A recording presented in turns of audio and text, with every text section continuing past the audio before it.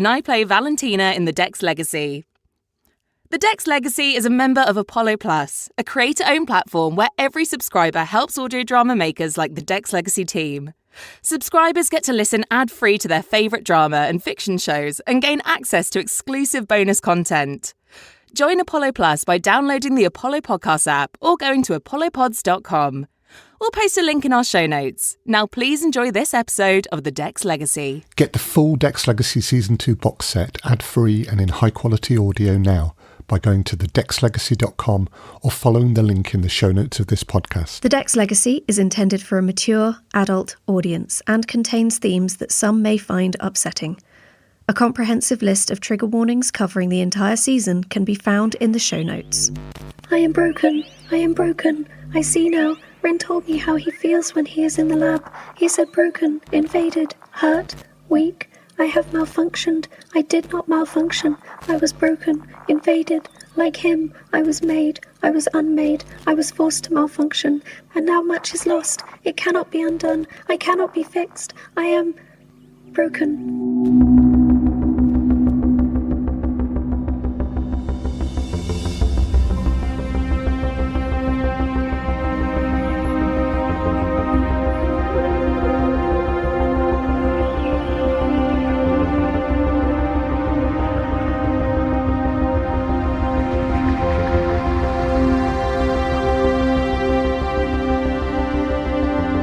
Listening to The Dex Legacy Season 2 Interlude 4, Privacy Breach, sponsored by Don Flinspell, starring Danny Scott, Reginald West, Raki Sharma, Danielle Ellett, Tiffany Clare and Emily Inkpen, with music by Alan Stroud.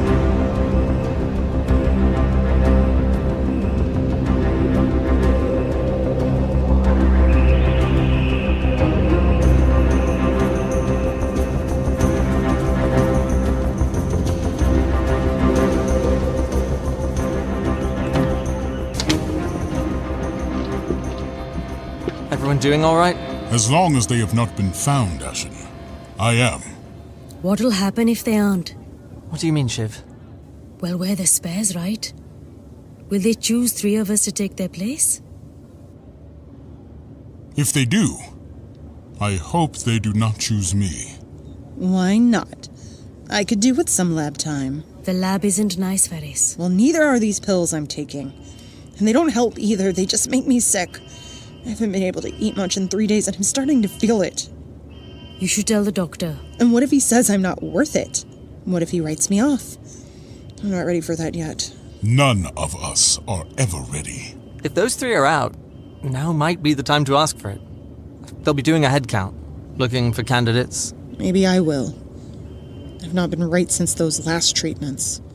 I felt sick for ages, but I'm doing okay now. They either give me too much or too little. This time I think they gave me too little. Sorry, Haindas. You'd think they'd have got it right by now. No matter. Just like you, I fear being written off. I do not tell them. Hey, look sharp. Agents. I've received news from the island. Dr. Srivastava's cracked open her AI. Do any of you have anything you want to admit to before I get hold of all your conversations and files? You're going to go through our personal conversations with Otto and our personal file transfers? Yes. Can we delete anything first before you look? That would defeat the point. It wouldn't be anything important. Why would you look at our personal files? Shivrata, right? Shiv. Right. Well, Shiv, I'm going to see if any of you did help Varian, Isra and Ren. But we've already said we didn't. And I've already said I don't believe you. With zero respect at all? What makes you think they'd ask for our help? What makes you think we'd have anything to contribute? They get the best of everything. The best treatments, weapons, uniforms. They even get educated separately, and I bet it's by better qualified people than we get. They live in the palace and the lab. They're in exactly the right place to get whatever they need for whatever they want to do. What could any of us offer them that they don't already have? Look. Between us, I agree. They're brats. But I have to carry out this investigation. And I have to go through your files, and I have to keep asking these questions. These are personal matters. You should not be violating our privacy like that. What privacy, Haindos? What little we have. What little you have is subject to the whims of Dex Industries. So, do any of you feel like opening up? Are you looking for evidence that one of us helped Varian, Isra, and Ren? Yes. Well, that's okay then. You won't find anything. Will we get into trouble for anything else? Are you hiding any plots against the Dex state? Planning any escapes of your own? Or passing information to external sources? No. Then no. Fine. She's going to wish she'd never looked. My files are filthy. Ash! Yeah, who am I kidding? Mine are terrible. Yeah, well, I think mine could compete. I have nothing there to be ashamed of. I don't believe you. I did not say there would be nothing to look at. Only that I would not be ashamed. That's a big claim, Haindos. You're not telling me it's all gentle and sweet, are you? That question tells me all I need to know about your files, Ferris. Oh, this is going to be so embarrassing. Why? It doesn't sound like they'll share them. Sure, Ash. But I don't trust that one. The agent? Faris, you don't trust her because she's an agent, but she seems okay. She's okay now that she's not interrogating you. Yeah, that's true. She was horrible then. Maybe she's like me. I'm completely different when I'm in battle. You do what you need to do to stay fierce, Lady Shiv. As do we all. I feel the opposite of fierce right now. I feel like I want to die. Gods, what have you been watching? That's none of your business, Ash. I am so curious. Do you think Varian, Isra, and Ren's files will be searched? Probably not, Ash, knowing our luck. I think they will be. There are people in Dex Industries who are too curious to leave them alone. Do you remember the buggings? Oh, don't remind me. I am still not sure we found them all. Are all the bugs still shut in that cupboard with the background noises on loop? Not if Otto's offline. Great. That's another thing we need to worry about. I hope she's going to be okay. She's nice to have around. Like a friend. You mean Otto? You talk to her about general stuff? Yeah? All the time. She's a good listener. She's a robot, Ash. She's more than that, Ferris. Wow. Turns out I'm not the weirdest one here. Okay, question. When you were on your own and, doing stuff, you knew she was there? She said she didn't mind. She said she found it interesting and that nothing bothered her. You asked? Jeez, Ash. I tried not to think about it. Technically, she asked. What? Gods, I can't believe we're talking about this. I guess privacy really doesn't mean anything around here.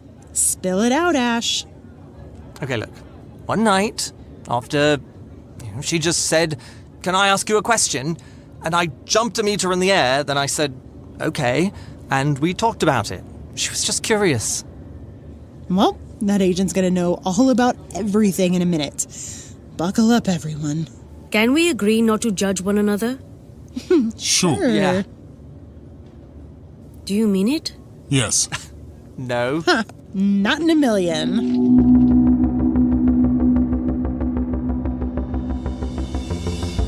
In Season 2, Interlude 4 of The Dex Legacy, you heard Danny Scott as Ash, Reginald West as Haindos, Raki Sharma as Shiv, Danielle Ellett as Faris, Tiffany Clare as Valentina Vardy, and Emily Inkpen as Otto, with music by Alan Stroud.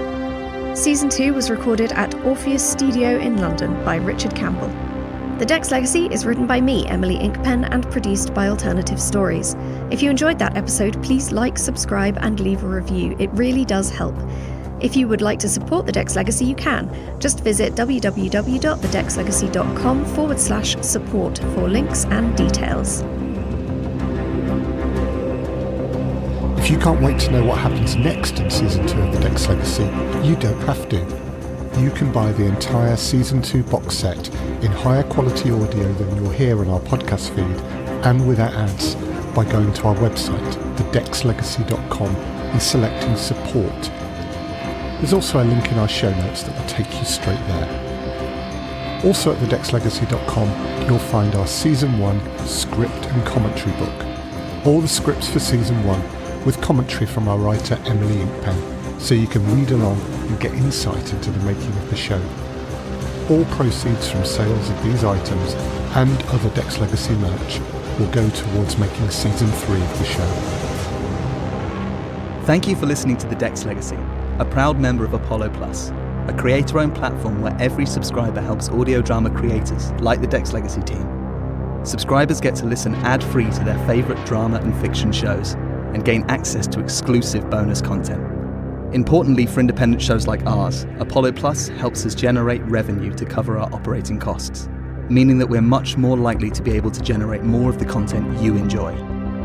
70% of the revenue generated by Apollo Plus goes directly to creators, meaning that you, the listener, will be able to enjoy more from your favourite drama and fiction podcasts.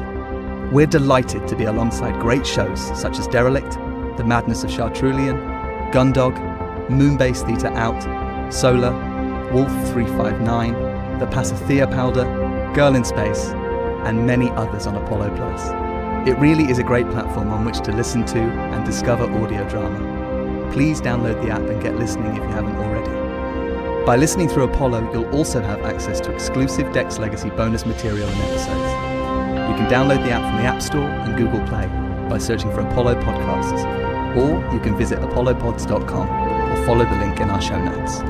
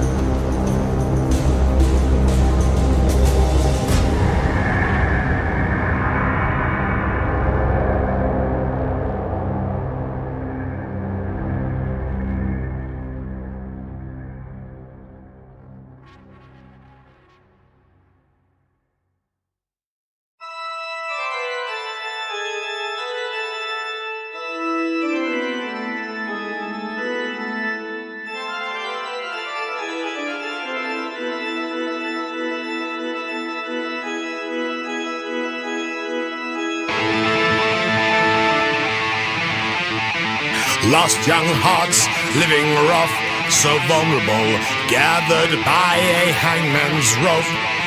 With apocalyptic words they charm their souls, locked into the hype charts, there's no hope. They first just wish to see the bubble burn, to meet the makers of their fate.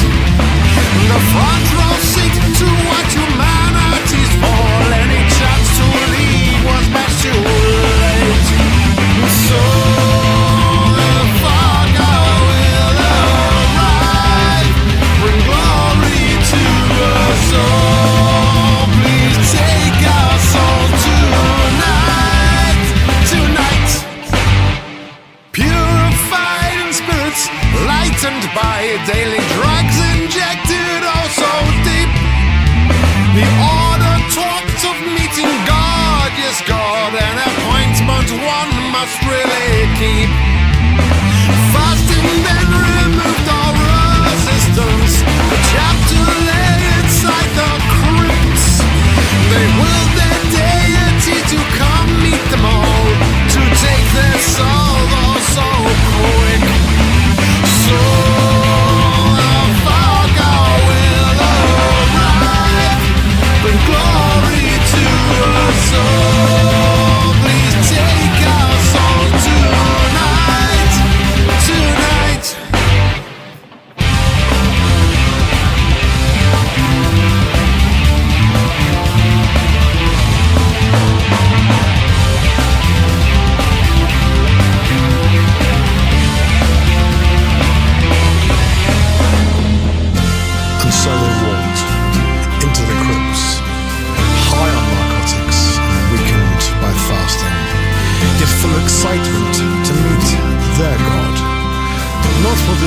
refer to as the Thargoids, but are omniscient and the most holy being, to meet their maker.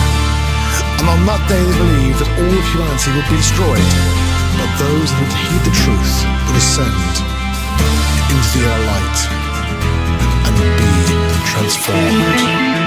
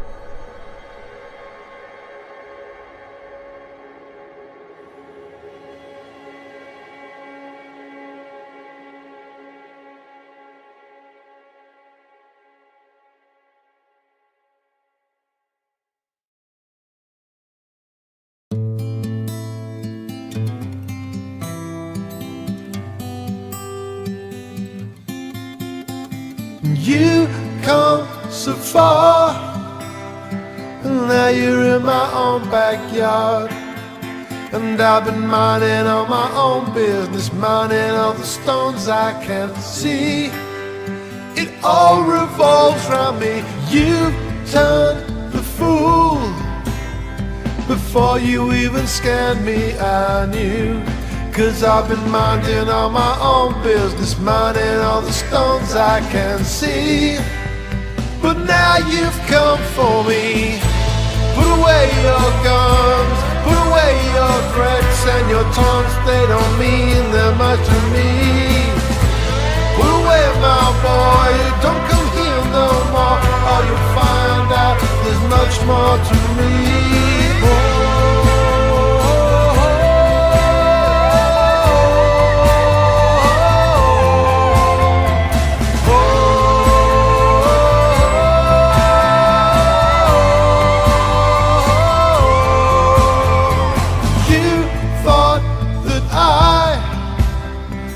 Quickly drop the pain and fly, but I got something in my heart for you, something that you might wanna see. I'll set the baby free, oh, don't be fooled. This top 10 ain't no big heavy mule. Oh, it's been engineered to death for you, hope you'll be impressed as your shields. fall to hell, boy. Put away your guns, put away your threats and your taunts, they don't mean that much to me. Put away my boy, jump to cruise my boy, your high wake is the last thing I'll see. Oh,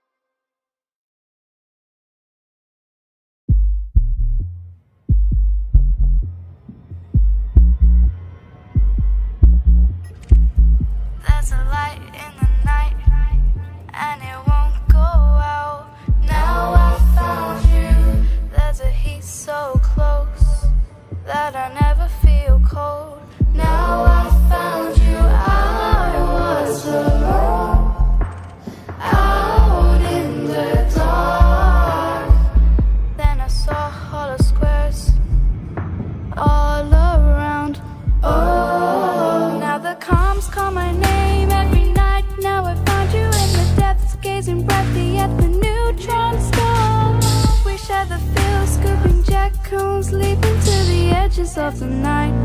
Oh, I was alone, out in the dark. Then I saw hollow squares all around. Oh, I was alone.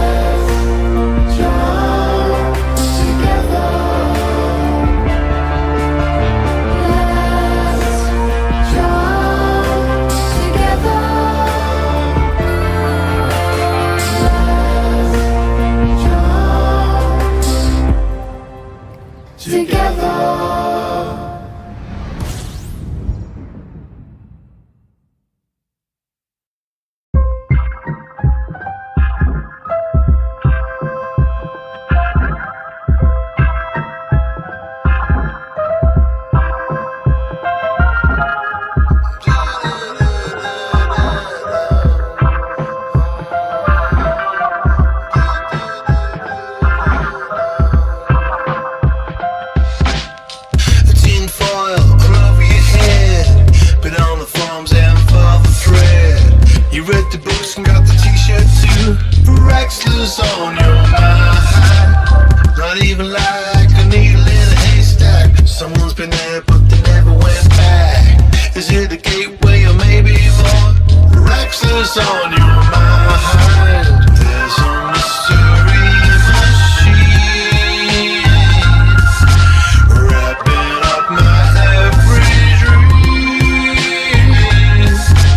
Now there's tin for everywhere. I don't know who is who or care.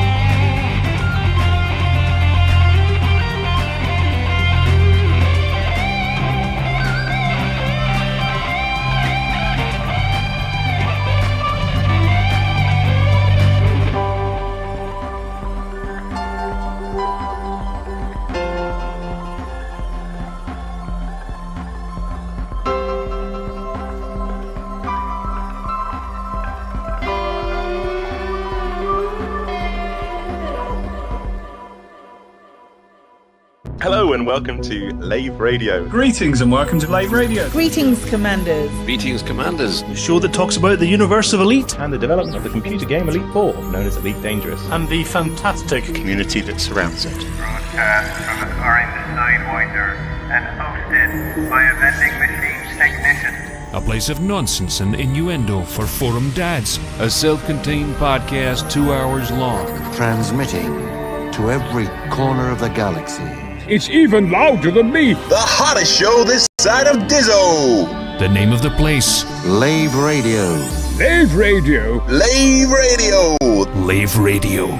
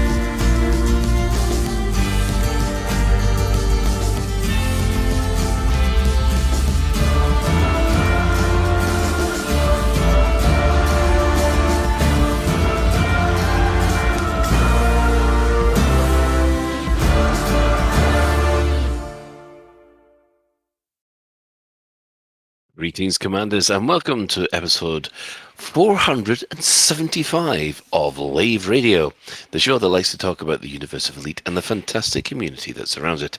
I'm your host, Commander Phoenix to Fire, otherwise known as Colin Ford, Chief Archivist of Lave Station. And joining me in the Orange Sidewinder bar for this episode, we have our SRV Banksy, Commander Alec Turner. Episode 465! It's starting to sound like you need to say it like one of those darts announcers. Do you know what I mean? Episode 465! Well, we're creeping towards 500, and it'll be 11 years in 2 weeks. Wow. I know. That just really made me feel very old. Yes.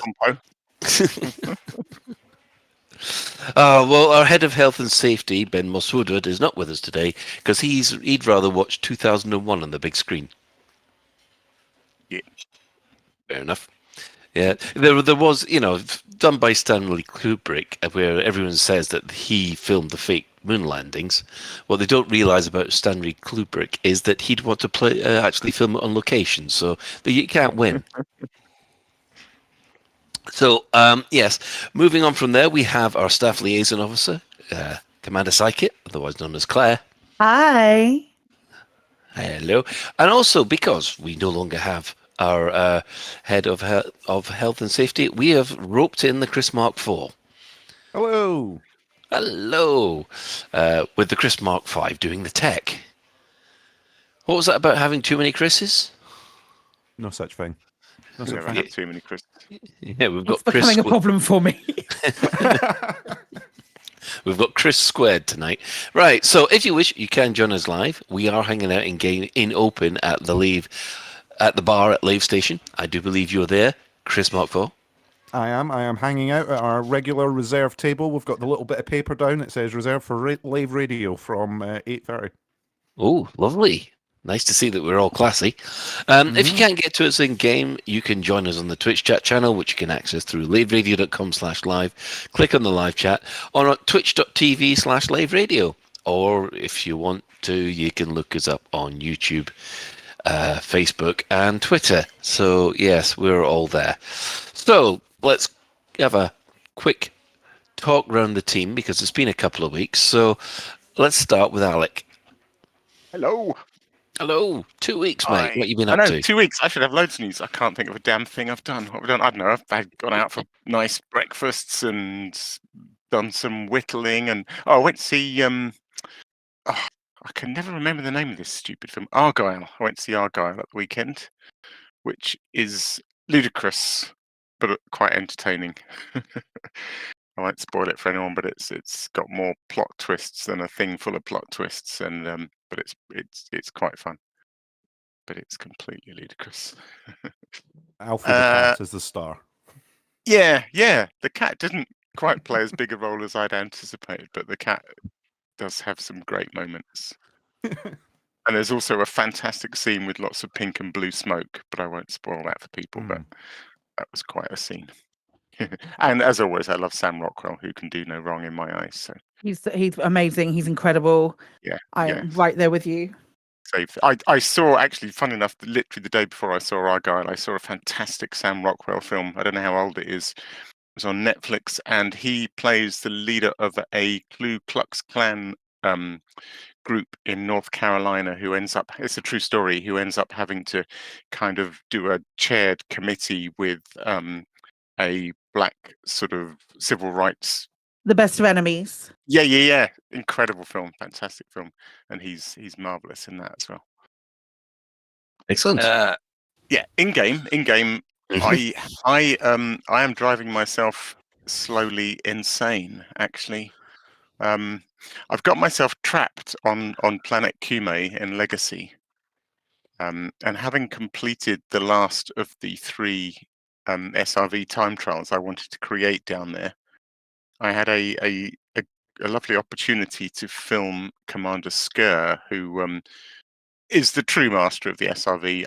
I know people think I'm quite good at the SRV, but Skur makes me look like a complete amateur at times. So I had this great opportunity to film Skur doing a complete start to finish run of this new time trial.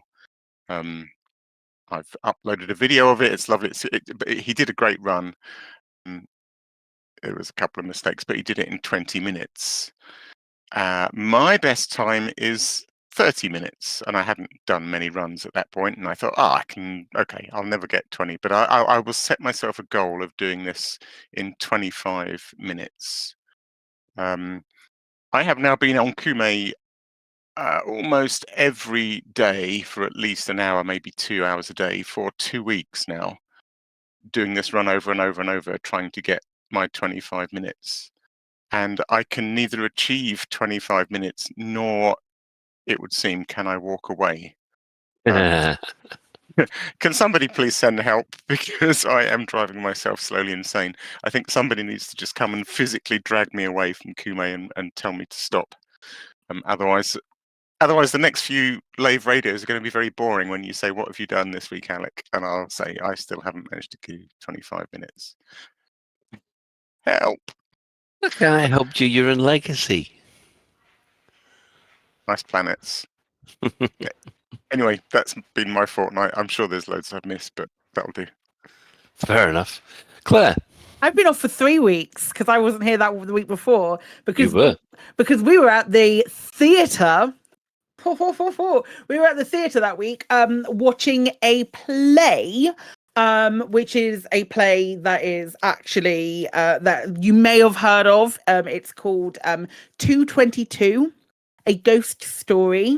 It is not my usual thing. It was properly, I don't like scary things or jump scares or things along those lines. It's a really, it's just not something that I would necessarily choose to go to. But I've seen so many cool, good reviews of it, and we talked about it, and I was like, yeah, all right, I'll go, and we'll go and check it out. And I still. 3 weeks later, I am still thinking about it and how good it was. And there's a twist in the end of that. I'm not going to say what the twist is, but if you watched Sixth Sense without knowing the spoiler at the end of the Sixth Sense, yeah.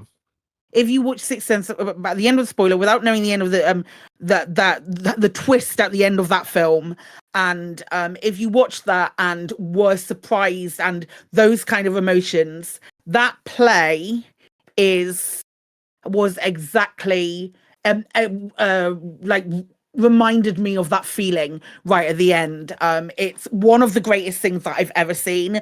It has a cast that rotates a lot as it goes, and it tends to have kind of famous people. Cheryl Cole's been in it before.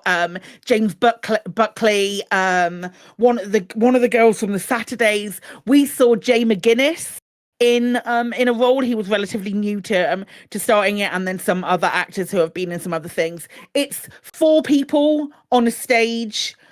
It is one of the best things I've ever seen in my life. And I wish I wasn't one of those people who hyperfixates on stuff, because I can't be normal about things anymore, because I'm not normal about this play. If you have an opportunity to see it, it tours all the time. Go and see this play. It's phenomenal. What else have I been up to? I played Elite again. I actually logged into Elite in on the 1st of February. I turned around from my month-long hiatus and jumped back into Elite, and I had a lot of fun. I had an awful lot of fun. It was really nice to just like get behind the spaceship cockpit again. What did you do? What did I do? I did just like some BGS stuff. Nice.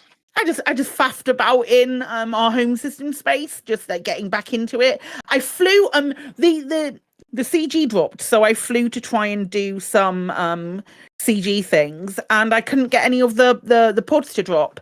And I was like, well, I'm not logging in again because Mass Effect won't play itself. I'm not logging in again until next week, so I didn't log in until the following week. Well, I'm not logging in until Thursday again. I'm making like a concentrated effort to at least play once a week on Elite, and just like keep my eye in and stuff while we're waiting for big new updates and exciting things to drop. So yeah, it was really fun. It was nice to get back flying. And I think there's quite a few people who feel like this. Like a little while ago, there was a couple of people who were like saying in chat and those kind of things. A little while ago, like probably 2-3 years ago, Elite was everything, and it was the only game I played without a shadow of a doubt. I was like hyper fixated. Elite would be the only thing that I'd want to turn on or play or do anything along those lines. And this isn't just like a testament to some of the amazing games that have come out, but I feel less like conjoined to Elite anymore. I love it, and I love finding out about it and the lore and all of that cool stuff. I love every single thing about Elite Dangerous, but I don't feel like I'm symbiotically connected to it anymore. And that's kind of like healthy. Yeah, that's really interesting. Yeah, it's and I think a couple of people were saying that in chat as well. When I was playing, like, we love this game. We will always love this game, but it's not like it doesn't have my entire heart anymore. Like a certain Turian might at the moment. But yeah, it's really good. I'm also playing Mass Effect through. We finished Mass Effect 2, and I went to edit Mass Effect 2, and I edited out the last mission of Mass Effect. If you've played Mass Effect 2, obviously yes. You've played Mass Effect 2. Obviously, I'm apparently I'm very late to this fucking party. But the last mission of Mass Effect 2, I watched the whole of that last mission in the preview box of Premiere Pro before I realized that I was also supposed to be editing this. And I was like, fuck it, it's all going in. It's so good. It's just such a beautiful ending. And now I'm in Mass Effect 3, and I've heard things about the Citadel DLC that I really need to get to. So I feel like I'm racing towards it. Oh, no, don't do that. No. But I'm also savouring the whole thing. And that's all right then. Yeah, I want to see this through to the end, and I want to have that full thing while still remaining spoiler free. And I can't believe we're like many years down the line from this game being released, and I have no idea how it's going to end, and that's really exciting. And also I know how much I'm going to cry, because of course I'm going to cry, because you know me, right? That's what I do. Oh, yeah. I must admit, when you were playing that, I am so biting my lip. So I had that last mission, the mission that we talked about. My one of chat sent me a his heart rate monitor on his arm, and you could see the time it was spiking, and he was like, I got a little bit involved. It's like, all right. But his heart rate monitor told him, like on his smartwatch, told him that he needed to calm down midway through the game, which I thought was brilliant. But No, yeah, I mean, it's a fucking masterpiece. How the shit did I not play this game before? What the hell? It's amazing. the worst thing is sort of I because I've played it about what was it eight times through now. So I know I've got it burned in my head, that game. The problem is I can see where you're going and what you're doing, and I'm there going, oh, she's just No. You experience I have to experience it for myself. I will fucking ban you from my chat, Colin. I'm not afraid of doing it. I am being very, very good. The only thing that I am telling you is the history I don't want you to tell of me it. anything. I don't want to know anything. I'm telling you, when the original came out, how lucky you are to have the legendary. I don't care how lucky I am, Colin. It makes no difference to me. It doesn't need to happen. Never mind. Right, fine, okay then. Moving on to Chris. Hello. What have I been up to for the last couple of weeks? I've had a couple of good things. I went to a gig. I went along to see Dylan John Thomas, who's a Glasgow act that's got a new album out. He was doing sort of a little album launch tour. I went along to see him at the Liquid Rooms in Edinburgh a couple of weeks ago, which was great. It was really, really, really good. I've been to see Argyle, a bit like Alec. I went to see Argyle on Friday night. I did a little cinema trip, went out for a couple of drinks, something to eat, and then I went to see Argyle, which again is not going to win tons of awards, and for some reason is getting panned by critics, but I had a lot of fun. I quite enjoyed it. So I would recommend, it gets Chrissy's recommendation. If you like Kingsman and other stuff that Matthew Vaughn's gone, then you'll really like that. What else did I do at the weekend? Oh, the rugby. I watched the rugby. I watched the Scotland-Wales game. Really enjoyed. How was that for the Scottish people? It was a mixed bag. I went along to the local hotel who had it up on the telly, and the first half was really, really joyous. We were having a great time. And then the second half happened, and it was every 10 minutes there was a try, and the score was getting closer and closer and closer. The only bit where I think a bit like the person in your Twitch chat, Psychic, the only point where my heart rate monitor dipped slightly was when randomly the camera panned to William Dafoe. It's Willem Dafoe, but I'll allow it. Willem Dafoe over on the other side. And we were, so everyone sitting there going, oh no. And then sort of in unison, everyone going, hang on, is that? What's the... And then back to the game again going, oh no. So yeah, it was very good to watch. Very good to watch. It was probably it would have been lovely for us to have a resounding victory, but I mean it's the first win in 22 years. We'll take it. First win in Cardiff in 22 years. We'll have it. We'll have that. Game wise, I have not had a ton of time in game because I've been watching rugby. And doing stuff. But yeah, I've just been flying around doing some odd missions and bits, trying to capture some B-roll. To update my little standby videos that I do, because I've realised that I've been playing the same one for about 2 years. And Odyssey has had some visual improvements since then. So yeah, I'm out recording some extra B-roll. Excellent. And that's about it. What about you, Colin? What have you been up to? What have I been up to? Actually, I've been doing quite a bit of Elite. So I've been doing a lot of power play. I've been going around the deserted spires, which is fantastic because I'm actually able to take my time and really appreciate the alien architecture, which is amazing. Yeah. It really is. Oh, and also scan everything. And then I found out that is everybody getting first scanned when you come back from there? Because I got first on the exobiology. Yeah. All right, because there was me thinking I was special for a second then. Oh, well, so been doing all that, and thoroughly enjoying it. Doing a bit of power play. actually got the VR headset out again, so that was nice to immerse myself in Elite. But I've also been playing Chaos Gate, and of course, actually managed to complete Act 2 of Baldur's Gate 3. So I'm now on to the last one, which is yeah. You'll be all right. You'll be all right. It's 3's overwhelming, but you'll be fine. No. I'm absolutely fine with it. It's yeah, a thoroughly satisfying ending to chapter 2 or Act 2, and looking forward to 3. So yeah, and like I said, taking my time, trying not to talk in a Brummie accent or think in a Brummie accent while doing it, but it's getting there. And real life as well is real life. Still got this blasted cough that I got from on Boxing Day. So yeah, I don't know whether I've got the 100-day cough or not, which is this horrible thing.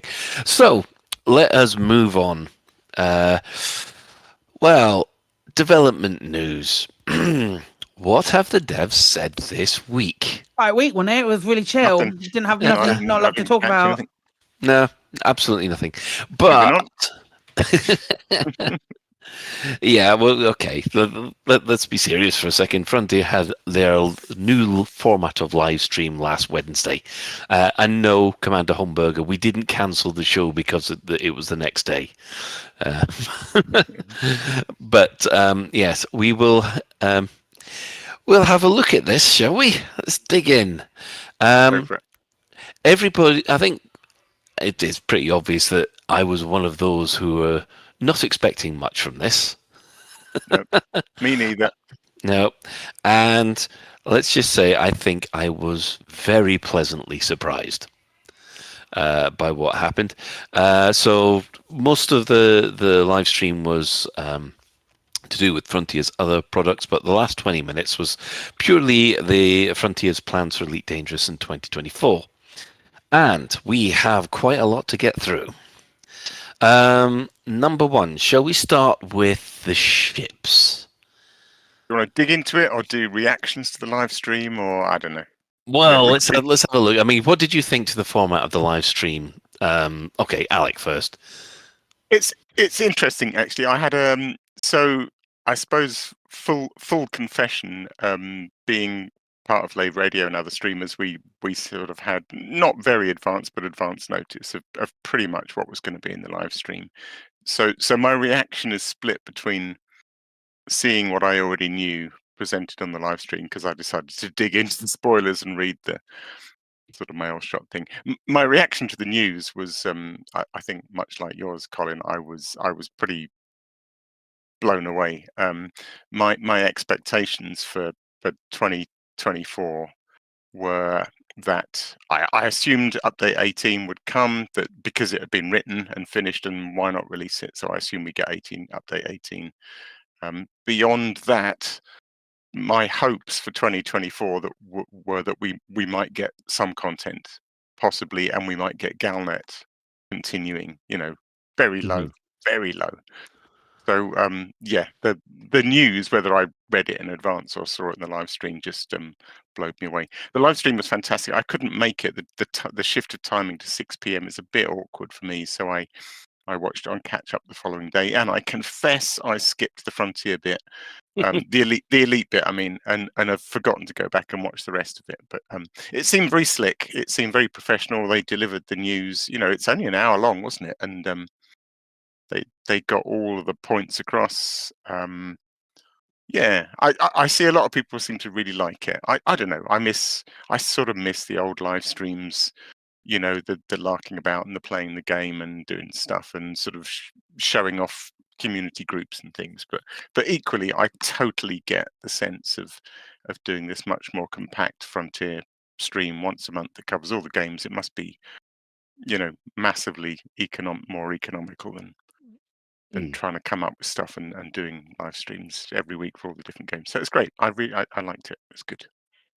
Okay, Chris. Yeah, I really liked it. I didn't catch all of it because by the time I sort of finished work and stuff, I'd missed sort of the initial bit of the Planet Zoo announcement, so I missed the trailer. and then they replayed the trailer. So I caught a little bit of like the dev talk that they did for that, and then I caught all of the Elite stuff. I thought it was pretty good. I wasn't sure what it would be like, it being a big sort of combined live stream. You sort of sit there and think, oh god, are you going to get just like a tiny little bit of Elite at the end? You know, like Alex says, yeah, we did have a little bit of a tease of what the announcement was going to be, but I didn't know if it was just going to be sort of here's a little picture of this, and coming up we've got that, and then that would be it. So it was good to get a little bit more detail, and they did sort of hint that they're going to have sort of more dev talks and stuff coming up about Elite. So I think it's a good little format, considering that they don't have the resources to do sort of all these individual live streams and bits. So yeah, I think if that's what we're going to get, I think that's pretty good. I was really impressed by how they put it together, and like Alex said, pretty slick as well. The way they'd sort of designed it, all the transitions and stuff. I think they've done a really good job on it. Excellent. Like it? Hi. I'm just glad that everybody's getting to meet Holly, or get to know Holly a little bit, because she's I love that woman to absolute pieces. I have so much time for her. She's just such a I really, really, really appreciate her. So it's really nice to have other people speak to her, because I feel like I know her. I'm relatively good friends with Holly, and it's quite nice to it didn't really sort of like make sense to me that like my sister said to me, oh, Holly seems really lovely, and I was like, well, yeah, of course she is, you've met her. No, she hasn't. No, but like not many people have met Holly, and she's great. Highly recommend Human. So that was really nice. I really, really liked the format so much. I thought it was great. What I didn't like was being embarrassed to some extent for being a member of the Elite Dangerous community with of the fucking cretins in chat. That was it. There were some people who were incredibly cringe, and I was personifying and embodying Santa and making a list. It was all the sort of, I don't care about these games. I'm going to get to the Elite bit, you know. Boo! I'm not interested in this.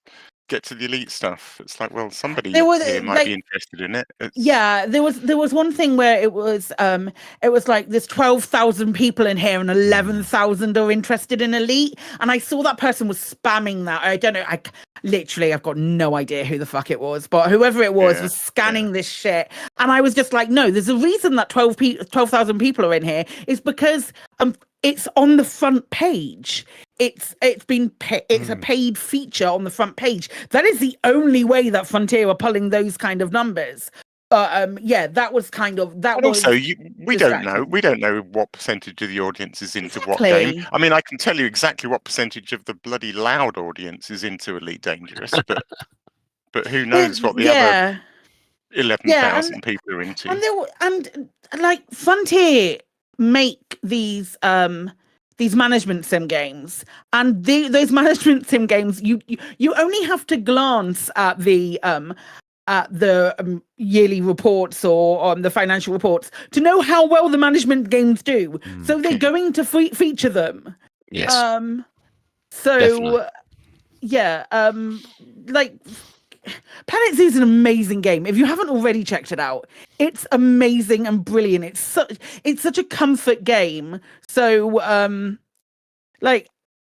just check out some of the other games. If you love Frontier and you love Elite so much, check out some of the other games if you've got a spare bit of bob to check in that direction, and then maybe you'll be interested in the other things on Unlocked as well. If you need a bit of productivity music, the Planet Zoo building music just runs in the background and works somehow. It's like hypnotism in the background. on their anniversary, on the Planet Zoo anniversary, they sent out part of like one of the anniversaries, they sent out a PR pack, and the PR pack was a Planet Zoo vinyl. So I have all of the soundtrack of Planet Zoo on a bright green vinyl, and it's incredible to just like sit and listen to the whole of that thing. It's so relaxing. It's brilliant. But yeah, Frontier do other games. Yeah.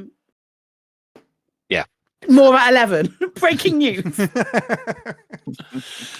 Well, I quite enjoyed it. I did actually want to see the other games because obviously it had Chaos Gate in there, which Mhm. actually I've got really into. I'm not very good at it, but I'm still enjoying it.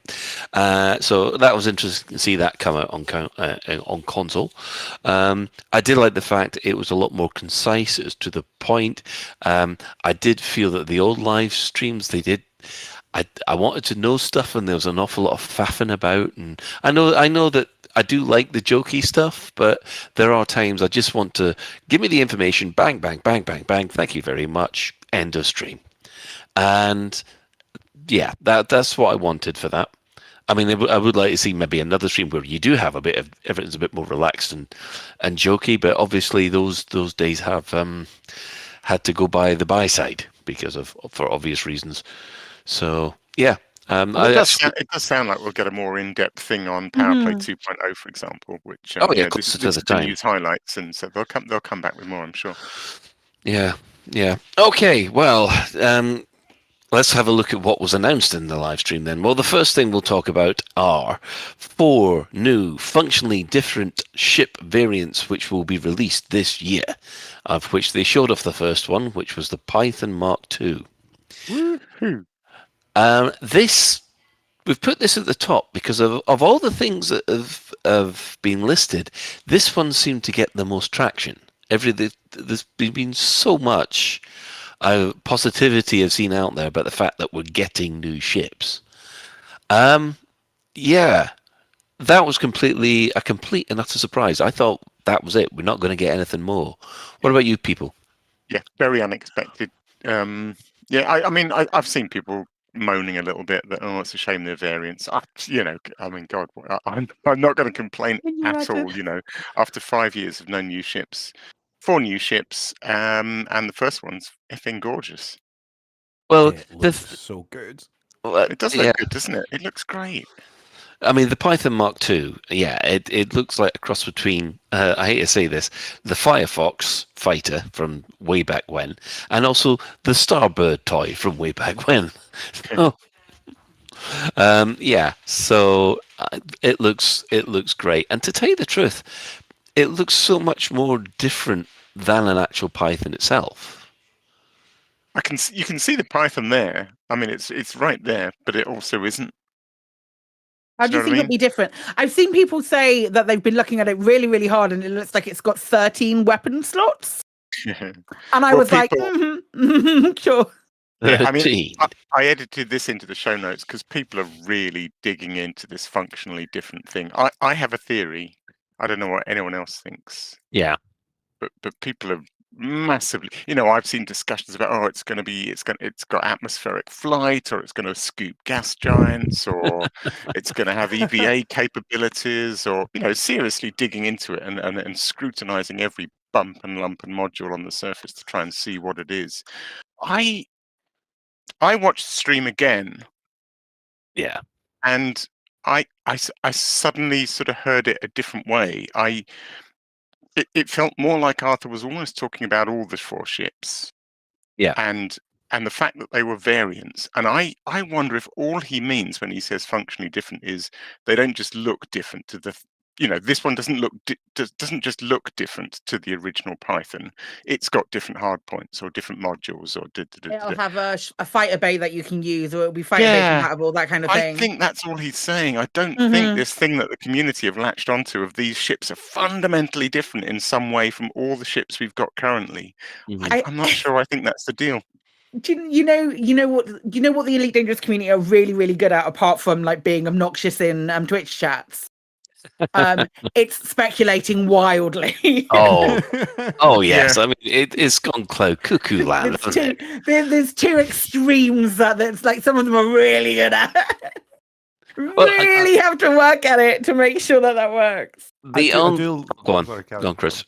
I was going to say, I do love the jump from a ship with new capabilities to we're getting EVAs, and I'm like, whoa! Yeah, it's like, where did that took a hard left really quick? What happened? It's like I think it's like everyone's like simmer down. Though they have said they released and thanks to other Chris for popping this in our chat, because they have released today actual wording around what they've got coming up. Yes. And they've put in there at least 4 new variant ships in 2024, each with new looks and capabilities. Ooh. So it's got capabilities, Okay, but I don't know okay. if capabilities is okay. Your original Python didn't have, like Sai says, the original Python didn't have a fighter bay. This one Yeah. does. Or the other one only had 2 passenger seats. This one has 3. It's Okay. like, Yeah. We'll be releasing at least 4. The comma placement is important. We'll be releasing at least 4 new variant ships in 2024, each with new looks and capabilities, or one within one phrasing, one phrase moment. So it's not like new looks and capabilities. Maybe I'm now reading too much into language, but I would like to think that they thought about what they were, the placement of their commas in this particular sentence. I feel like if they're going to do obviously, if they're going to do a variant of something, it's going to have a different luck and capability than the other ones. I don't think. I think if you're hoping for like these are specifically designed for atmospheric flight, I can't see that. Can't see that happening this year. It can't be a thing. No, I don't think there will be. I mean, looking at the Python, it's the new Python itself. It looks to be about the same size, which for me is a relief, because the one reason why I do fly a Python so much is because it's a medium ship. Medium pads. Yeah, medium pads, exactly, and that's why I fly one of those in power play, because it's the best for carrying the stuff I need to, and as long as they keep that Python, the Python Mark II, as a medium ship, even though it's a large medium ship, I'm happy. I'm going to be happy as Larry with it. I think that's going to be the next crate. I mean, there have been so many memes with Arthur saying, "Well, Chieftain," it's done the looking at the other girl. Yeah. I saw that. That's funny. So yeah, and he's going, "Well, you're not wrong." I guess the only word of caution, we'll have to wait and see, because of course it all comes down to the handling and the modules and stuff. I remember being so enamored with the Mamba, when the early screenshots of it, and I've sort of grown to like it, but it wasn't really the love at first sight. It's a Freudian slip. Love at first sight chip that I thought it would be. It's like, flip that. It overheated and it didn't turn very well, and so who knows? We'll have to wait. Yeah. We'll have to wait and see what it's actually like. But it does look nice. I mean, yeah, that's the thing about the Mamba. It's sort of it looks great, flies fast, steers like a cow. So. The thing is, it's like they've all got to have sort of little trade-offs and things, haven't they, in order to make it all balanced. But then you end up with the sort of the meta. People work out what the best sort of overall is that just slightly gets there, and all the statistics with the best trade-offs, and then that becomes one of the most common ones. I'm interested to see where this one goes. I mean, I know it's concept art at the moment, but I kind of like the wear and tear look on it. And I was sort of wondering if they've put the damage mechanics into this one, like we've got on the Anaconda. Now I know that was an experiment for the Anaconda, but just because it's got a bit of wear and tear on it, I'm again, Chris, wildly speculating based on 2 images. That's all we have. That's all we can do. That's all we got. And I guess it's concept images, isn't it? So it's got a different art style to what it'll actually be like in game. So the kind of slightly scuffed appearance of the surface, that's down to how they've rendered their concept art, I would guess, rather than it's got a very different look. The surface looks sort of slightly different, but I suspect that's how they've produced the artwork. Rather than... It looks used. You know what I mean? It looks like it's been out there. It doesn't look like it's showroom finish sort of thing. Yeah. Yeah, I mean, I must. So overall, thumbs up about the Python Mark II. The other thing that we need to really discuss is, they say, at least 4 new ships variants of this year. That's fantastic. So, I mean, I'm half expecting the Cobra Mark V, which will be exactly the same as the Cobra Mark IV, so that all that arguing about the Cobra Mark IV will be over. A non-exclusive Mark V that's exactly the same as the Mark IV, but non-exclusive. Yeah, exactly. Like, No. Just keep it exclusive. After the 4, everything above the 4 goes exclusive. Sorry. Yeah. I mean, one of the reasons why I'm happy to see this is because I know that when each of these ships come out, no, go away with your Adamark 2. Just go away. Yeah, go away, slam dunk. You just go wash your mouth out with soap and water for that, right? And go sit in the corner and think about what you've done. The Adamark 2, the Adamark 3, and the Adamark 4, completing the 4 new variants. So the 4 variants of turd. No.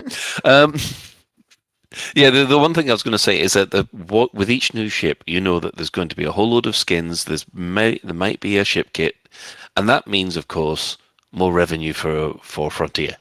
Yeah. Because when all this is said and done, the game still, even with the results as they were last year, Elite still pulled in more money than it cost to run.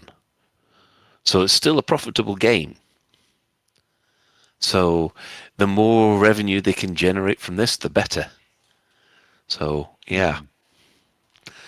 Right, okay, so ships, tick. Everybody happy? Yep, excellent. Right, next one, update 18. Now, we have a little detail on this. We know that it's scheduled for Monday, February the 26th, so that's less than 3 weeks away. It's 20 days, guys. Actually, that's close, isn't it? How exciting. Yes. So, and we know that, well, how should I put this? It will be the culmination. The amount of focus that people have had on the word culmination on the forums and all over the internet about this. The culmination of the Thargoid War, and will allow to end the Titans, according to Arf. Yeah, we will have the mechanics in place to be able to fight and destroy the Titans. Culmination does not mean end. No, it doesn't. I think Fun fact to those people who said that. Indeed. End the Titans is Arthur's word, and he did not say destroy either. We've got to be very careful here with our wording. It's not the end, it is the culmination. So we will have the ability to do the shit. Yes.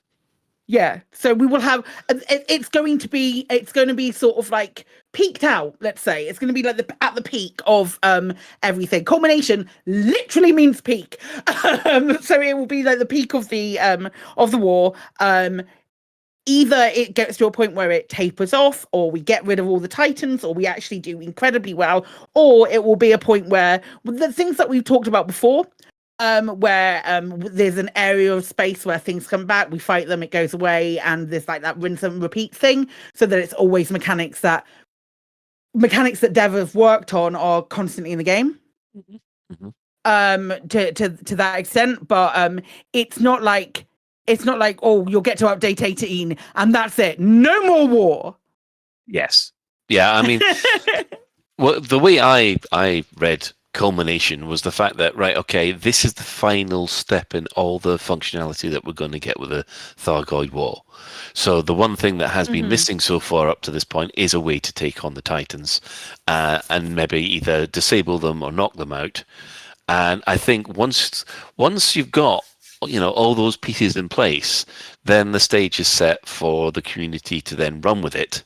And if they want to focus on one Titan and then work their way around the remaining 7, then that's up to them. But the functionality will be in there to deal with it. And then after that, I think there'll be no more stuff apart from bug fixes on the Thargoid War. I think I do sort of wonder, with the recent CG and the idea that we're going to have some kind of new armor, maybe, which allows us to go back to having all of our AX Guardian weapons fitted. I do almost wonder, we didn't sort of talk about this on our speculation show, whether we'll just suddenly be able to damage the Titans by shooting at them. I'm sort of brought to mind some sort of, I guess there's a Star Wars scene, at least one Star Wars scene, where, you know, suddenly the shields are down and all the little ships can just start tearing away at the big ship. And I'm just picturing something like that. We came up with all sorts of clever endgame solutions to the Titan, but We maybe did. we'll just suddenly be able to have at it with our Guardian weapons and just tear the thing to shreds. Yeah, but you need an awful lot of us because that Yep, thing yep, is as discussed. huge. Yeah, I mean, we'll just go back quickly. I mean, obviously, when Tom left, his little tweet saying that he's really looking forward to us finding out what the mechanics are. That one of the does, coolest things he's put in the game, right? That was the yeah. quote, I think. Yeah. I can compare that with the stuff that has already gone in, such as, you know, the Spires, the Titans themselves, and and for God's sake, fighting Banshees. I have suddenly decided I love fighting Banshees in a Scorpion. It's my new fun thing to do. So yeah, it's I'm really looking forward to update 18. Yeah. I think it's about right because the Thargoid war has gone on. I think maybe a little bit too long, but I think it's about right that they say, right, here's the ways you can end it, and it's time to move on. Yeah. Because I think you yourself, Psychic. I mean, I think there's a lot of people who are just there, right? Okay, thanks. It's been good, but we're after something new now. I checked out. Mhm. I checked out when the scythes and the glaives came in. When the glaives came in and it became more inconvenient for me to do the things that I was going to do. That was around the time that I checked out of the Thargoid War, and probably also around the time that I disconnected from that symbiotic relationship that I felt like I had with Elite. Yeah. It's probably the two things are a lot more. Now I'm unpacking it with you right now. Now I'm unpacking it. I feel like those two things were probably within a few weeks of each other, maybe that kind of thing.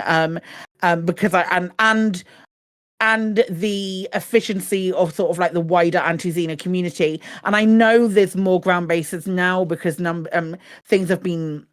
Sliders have been changed and things have been shifted, but I don't feel quite as compelled to go back and participate in the Thargoid combat because especially now with the live stream going out and being like, okay, well, there's other things on the horizon as well, which we will obviously we're obviously going to touch on.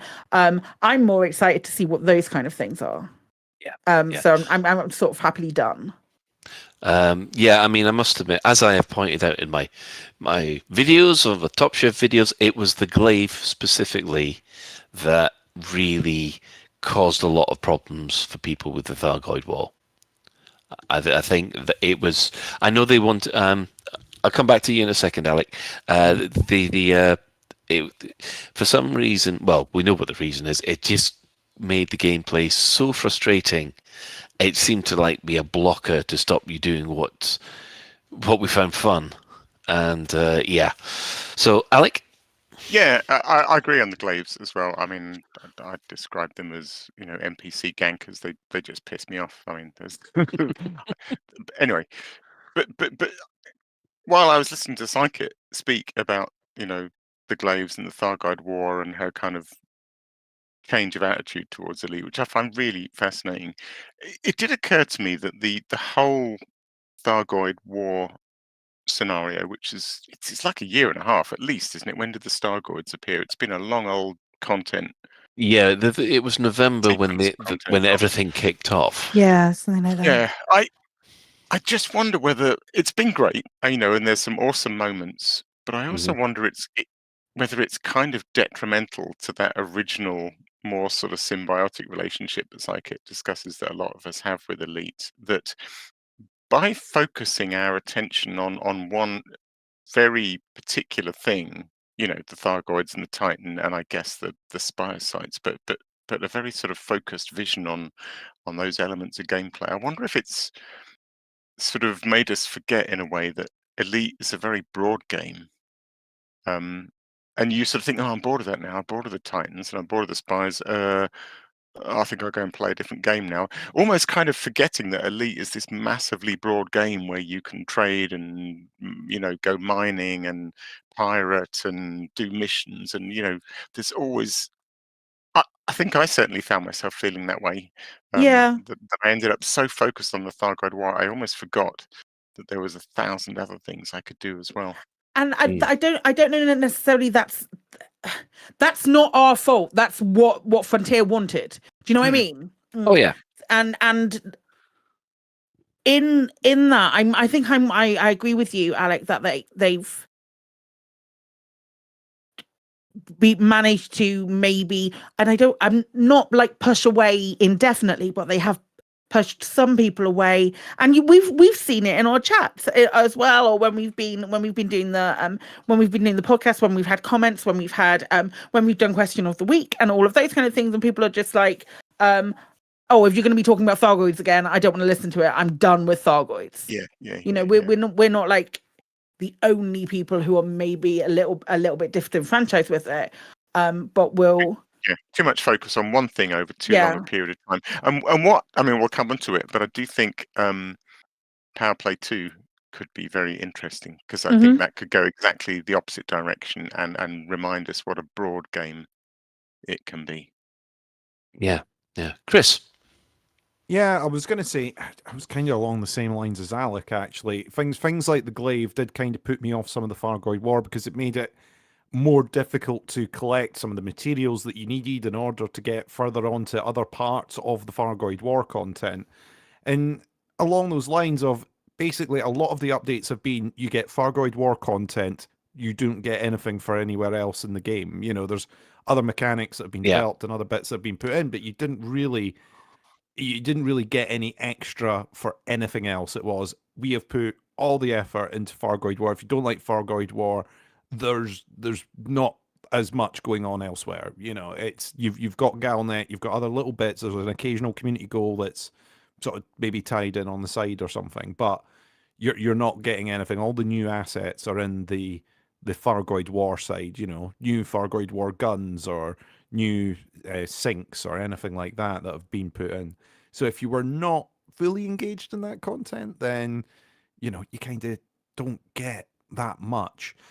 I guess the only other thing I was going to say is, if this is going to be sort of the culmination, the peak of it, I hope that all those assets don't disappear. Because I did catch a bit of like Psychit's stream the other day where she was trying to collect materials, or you were trying to collect materials for the current community goal. And it was like going to all the sites, and all the sites were dormant. you would arrive at one and it was going, oh, it's empty and it's dormant. Apparently, you can get them from those sites, though, Chris. But and people were collecting them from those sites. But for me, my ship was not firing on all cylinders. I'm sure it happens to everyone at the best of times.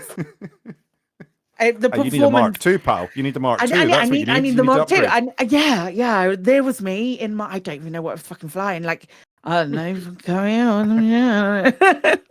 So some kind of spaceship. Yeah, but I mean, the thing is, like, I feel it would be a bit of a shame if the end goal was, oh, we've won everyone and everything's dormant. You can visit a Titan Husk and a dormant barnacle sites, and there's an occasional interdiction in the corner somewhere. Yeah. I'd kind of feel that would be a little bit of a shame if that was what we were left with. I am looking forward to the story and the content moving on. I don't want everything just to be then sort of all the assets and everything that they've put in to be taken out. Yeah, I mean that's one of the things that I've always been a bit concerned about, because I have, apart from the Glaive, I have really been enjoying the Thargoid content, especially with the resurgence over the last month or so. The main issue is it would be such a shame for it to just go.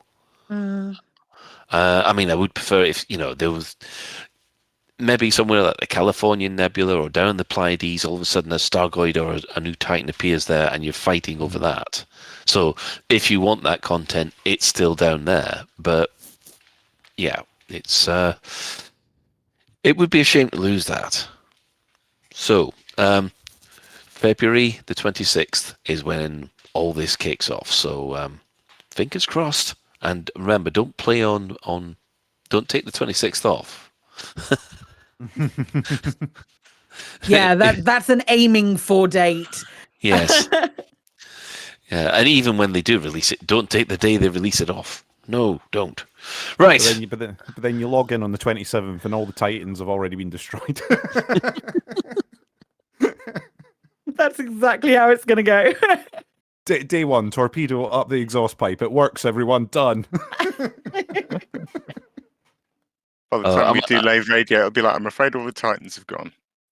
Yeah. Whoever put a torpedo into the thermal exhaust port, that's it. Anyway, right. Well, we'll move on from update 18, and more importantly, onto update 19, which they are scheduling for summer. So that could be any time between June and August, I think. Yeah.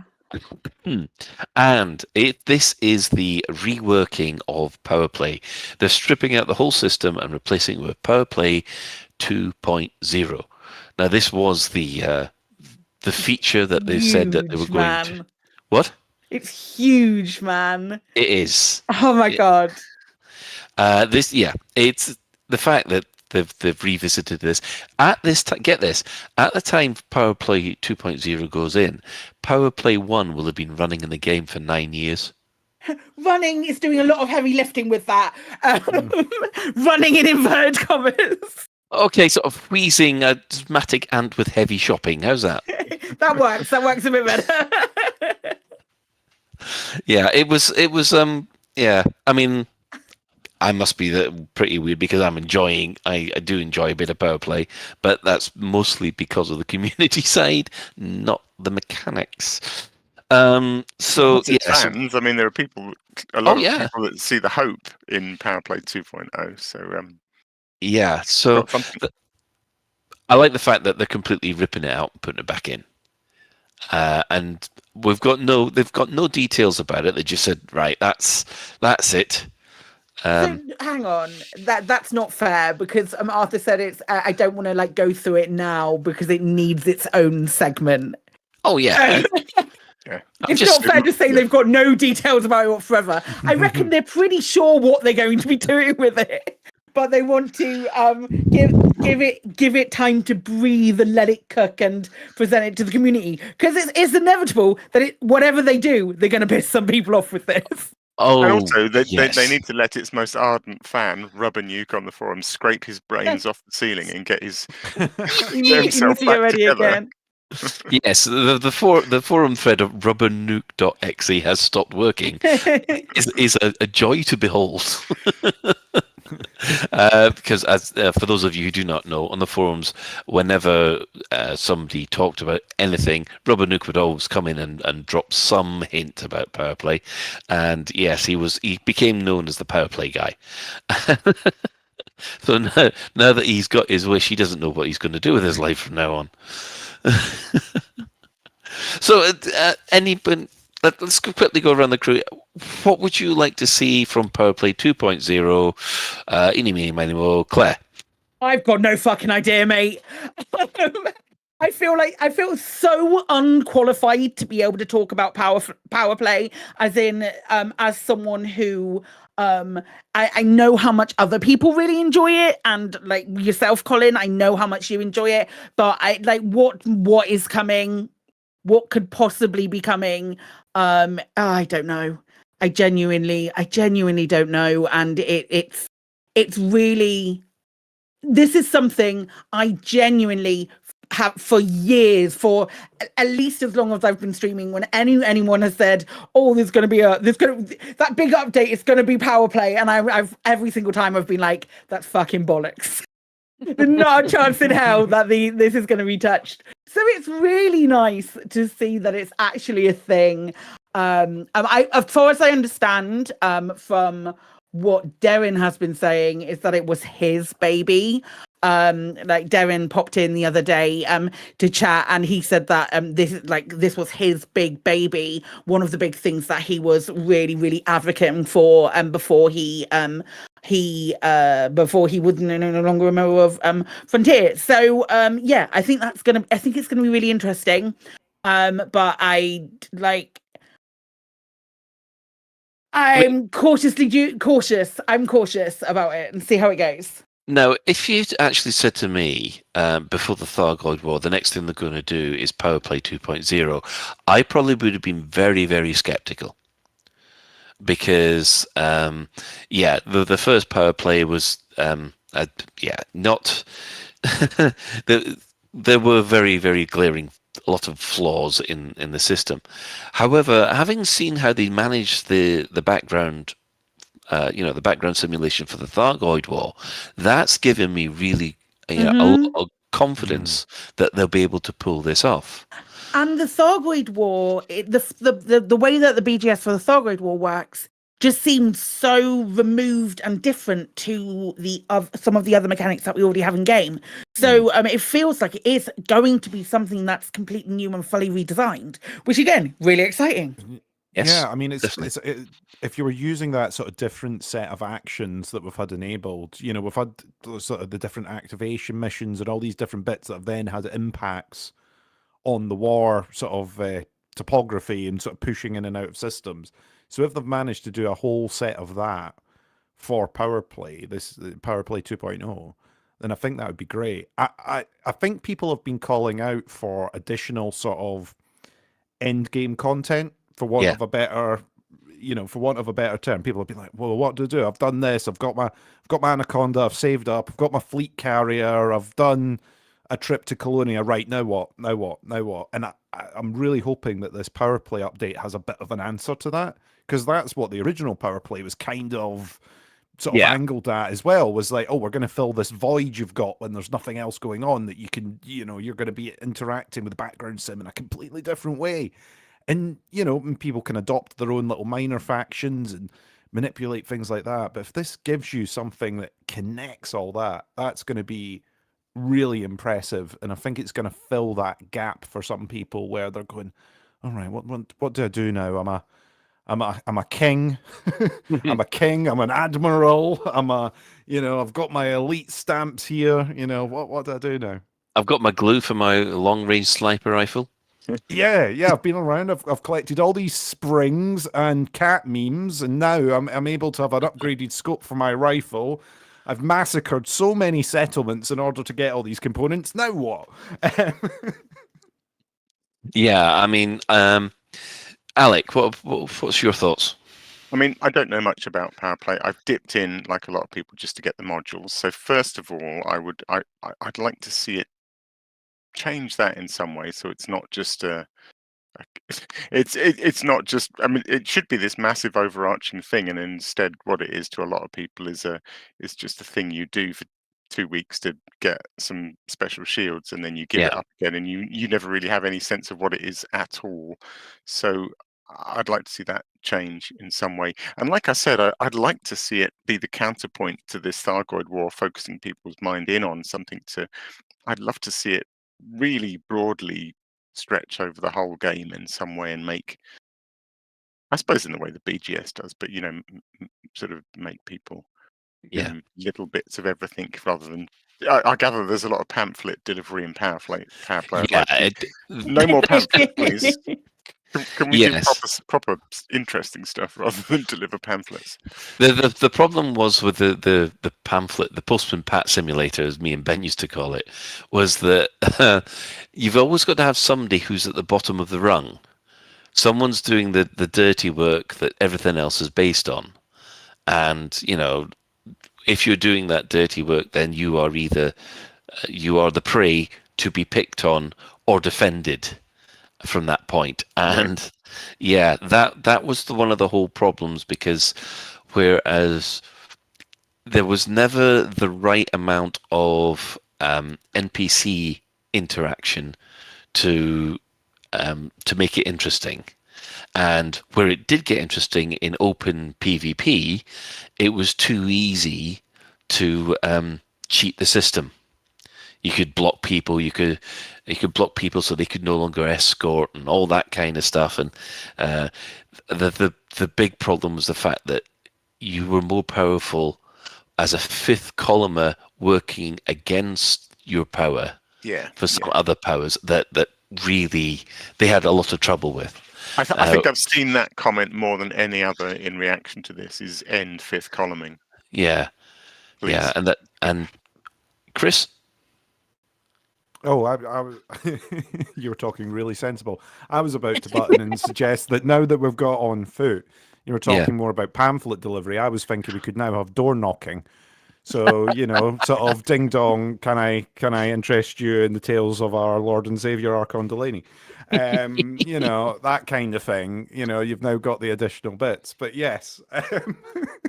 Yeah, just imagine if you have to land at all those Horizon settlements that Ben was complaining about, and all of a sudden there's a post box, and you can post your leaflets into that. Yeah, that's it now. That's it. You've got to carry them. You can download them at local terminals, or you can print them out. You've got to go to the local distribution office and take the pamphlets.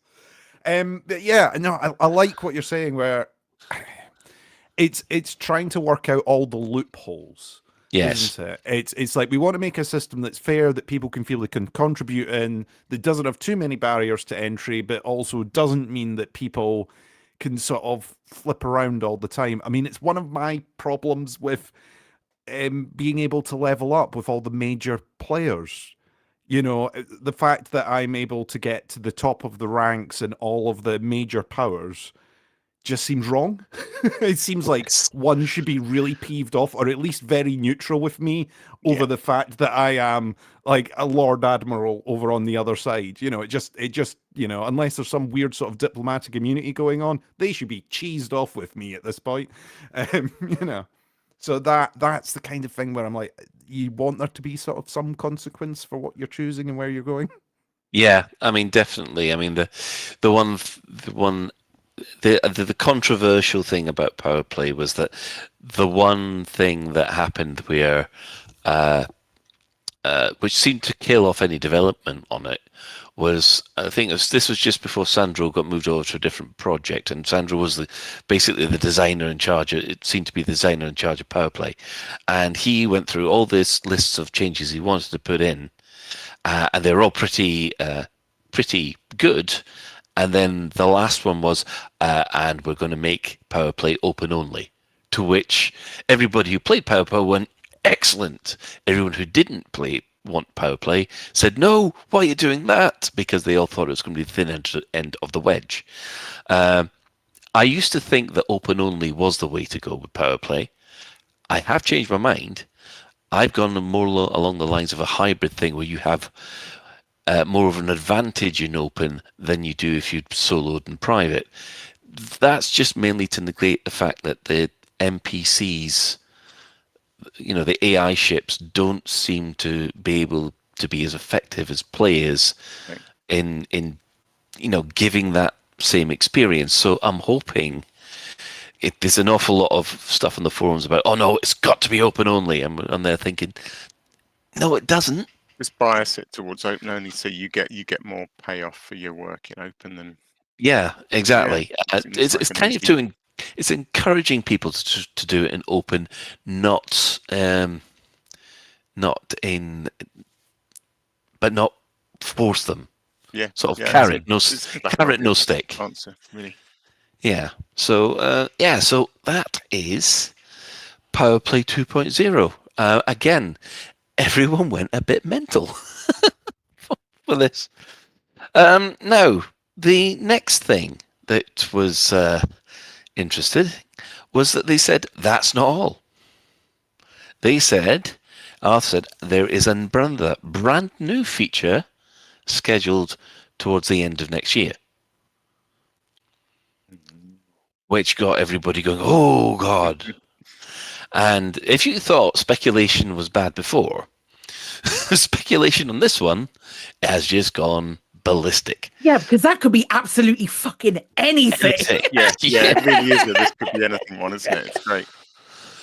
Yeah, so I mean, we've had discussions. Oh, it's a new planet type, or oh, it's more planet atmospheres, because obviously, because the new Python's got wings, that means more atmospheres. Or base building seems to be a popular one, and of course, whenever they said it's going to be a brand new feature, ship interiors always comes up. So we've had tons of speculation. I don't think it'll be. I don't think it'll be VR on foot. I don't think that's going to come in at all.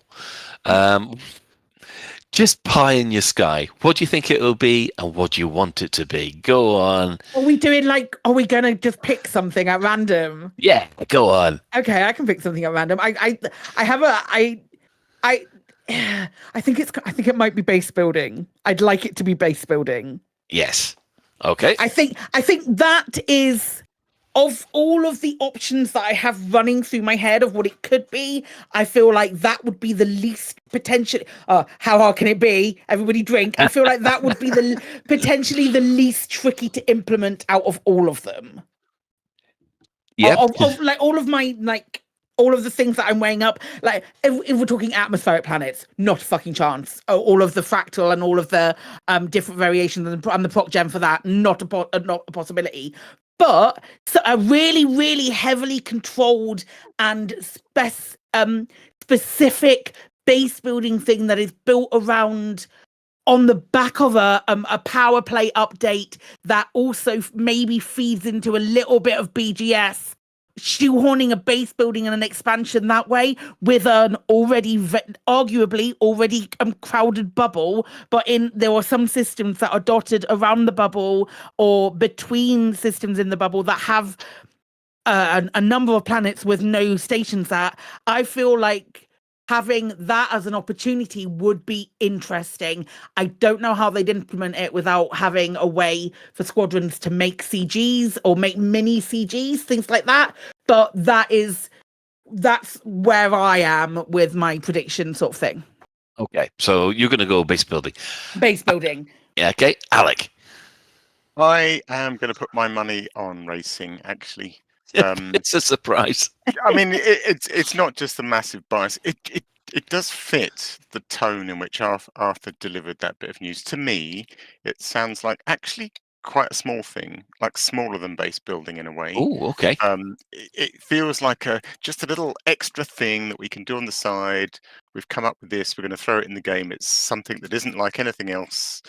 Racing fits, and without dropping anyone in it, I did have a conversation with a dev at Frontier at ECM who had been doing some work, not work, but just playing at home, dabbling with racing. They've got the gates. He didn't mention the gates, but they have the gates, and the bits are there. I'm going to go racing.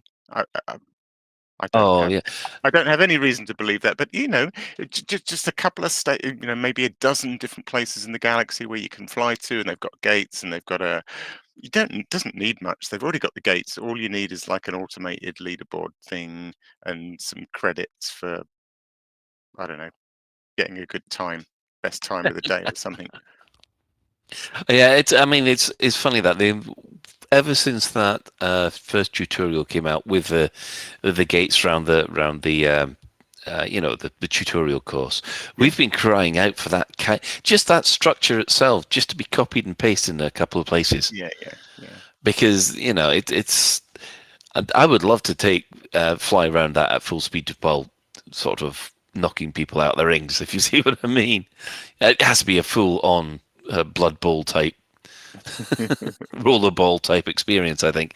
But yes, I can see where you're coming from that. Okay, Chris. Oh, there'd be two really good suggestions in there, because I can sort of see both the sort of management sim sort of side of it, where you're a sort of settlement overseer or managing a station, or Alec with the racing potentially tied into the CQC thing so that you can do the dashboards and the leader scores and whatnot. I could totally see that kind of thing happening. What will I go for? I think particularly, I don't think you're going to get atmospheric landings or anything like that, but you could potentially get something like gas giants, something along those lines, like some sort of different mining mechanic out of gas giants. I'm maybe going absolutely nuts by saying something like that, but it could be something along those lines. I don't think we're necessarily going to get, landing on an Earth-like world or landing on a water world because it's too much. But I think they could do gas. Hello, Frontier. I think you could do gas. I have faith in you. Please do. Frontier. Frontier. Chris says that you can do hot air. I think you can do hot air. Yeah. I believe you're capable of. Yeah. Okay. It's funny. So I think it's there's that potential in there. Sorry. Yeah, it's funny you should mention that because David Braben has always said, and I'm going way back when here, that he in the original Frontier he wanted to put sort of cloud city type structures in gas giants, so you could actually land your ship in a gas giant. Yeah, it'd be nice, wouldn't it? Yeah. See, my toy with that is whether it's like, oh, that's a new, would they badge that as a new feature where it could kind of be like, oh, kind of put these new assets around gas giants, or I don't know. Or even fuel scooping from gas giants, because that was always something you could do in previous games. But yeah, I mean, all depends. I mean, they're all being fantastic suggestions. I mean, I'm probably with Psychic on this one. I suspect that base building could be the way to go, considering that according to speculation, it was supposed to be in the original Odyssey release, and we're still getting schematics for buildings within Odyssey itself. It does feel like a perfect crossover between their CMS experience and, I mean, I do feel that you'd have to put these bases on deserted planets where there's no human population already. I think I'm thinking of a different base building to you guys. Because I'm expecting, like, so my sort of like idea of it is a mechanic wherein there's like a micro CG that a squadron creates, where you have to deliver materials, and then on like the next Thursday tick, boom, Coriolis in a new system. That's my sort of thing, because then you're not having to log in and constantly make sure that everything's working. Because I just don't think that that's something that is feasible. I almost have it like being a settlement overseer in No Man's Sky. That's what Yes. I kind of have in my head. That's what I'm thinking. Where you can sort of turn up at a settlement and you can go, hey, it looks like you lot need a boss. There's bodies everywhere. Let me take this off your hands. Or like let my squadron take this off your hands, and then you can go, right, what are we wanting to prioritize as our next building project? Right, we want a comms tower because that's going to enable more trade money to come in, and then you select that and it goes, right, what you need is 1,000 you need 1,000 of this material, that material, the other material, plus a bunch of building schematics, and here's your list. You can get people to sell them to your bartender. Yep. And your squadron can chip in, then you get your new tower. And maybe occasionally there's decisions. I don't know. I mean, I'm almost copying and pasting from No Man's Sky on this sort of thing, where it's, okay, we've got this decision. Do we send a team out to go and investigate this, crash site, or do we get them to stay put? And, you send them away and they go, half your settlers just got killed. And you go, oh, that was a bad choice. I think you could possibly tie that into Elite Dangerous. How difficult can it be? The two people that looked begrudgingly at us when we said that kind of thing have both now left. So maybe we said it too many times. Yeah, we're gonna have to start sending it to Arf now. And how difficult can it be? Yeah. Right. So, I mean, that is not all. They have said standard fixed patches will now be rolled out between updates, and the Frontier live stream that's going to be happening on the last Wednesday of every month. So, typical bloomin' Lave Radio timing, really. It's fine because we can take the last Tuesday of every month off. I'm joking. Yeah. I'm joking, unless. But maybe. I've got Oh, three dear. technicians. The timing works out perfect. Sorry. Sorry, carry on. Me and Chris are just working out the logistics now. Yeah, I mean, personally, for myself, I would love it to be ship interiors. I really would. I know it's an awful lot of work, but even if it's just ship interiors, walking around the wrecks on the planets would be good enough for me. But yeah, I mean, I know that Ben would be going, oh, if we get ship interiors, that means we get all this as well. But no, I just walking around a ship would be fine. Ship salvage is a great shout. That would be pretty I've cool, always having wanted some form of ship salvage. I'm going all Alec. Oh yes, true. Yeah, ship salvage would be very cool. Yes, with Money Penny. Yes. Sorry, you're talking to the only Scotsman in existence that can't do a Sean Connery. So We need to have a break. we do. We do. Right. So what we're going to do now is we're going to have a short break, and then we're going to come back with the community reactions to what's been happening.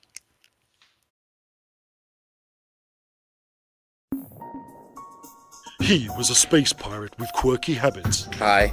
Most people find me quirky. I don't eat in front of people. She was a busy space liner captain with no time for love. I've got 50 passengers to take on a space whale watching tour. I don't have time for dating. But when fate throws them together, the result is pretty inevitable. You're like no man I've ever met. Forget my job, ship and crew. Where should we go for a date? It better not be a restaurant. From Signian Dreams Entertainments comes a new total immersion experience. It was incredible. I just put on the headset and it's like I was there, in the story. Using Signian Dreams' patented Dreamwear immersion headsets, you'll feel the love. It were like I could feel everything that lucky ship captain were feeling. You'll feel the passion. Let's just say, when they got off, I got off. You'll feel everything. Did you enjoy your meal? Oop.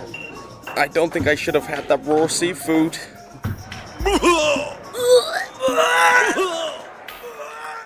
Signian Dream Entertainments and Dreamwear headsets, bringing you closer to the adventure.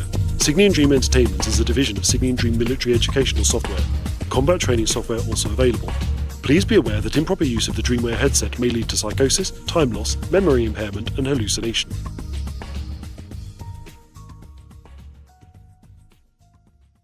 Hey Commanders, this is Mick from Crazy Mick's Reptile Emporium and Warehouse.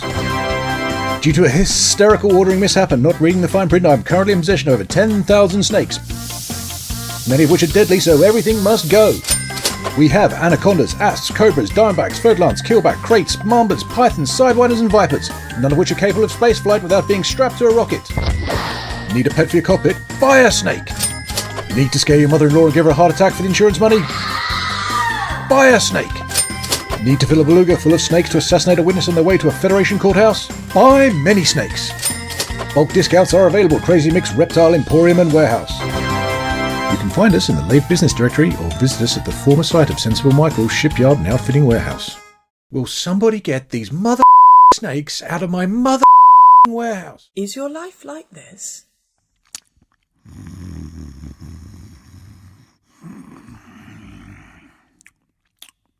It could be like this.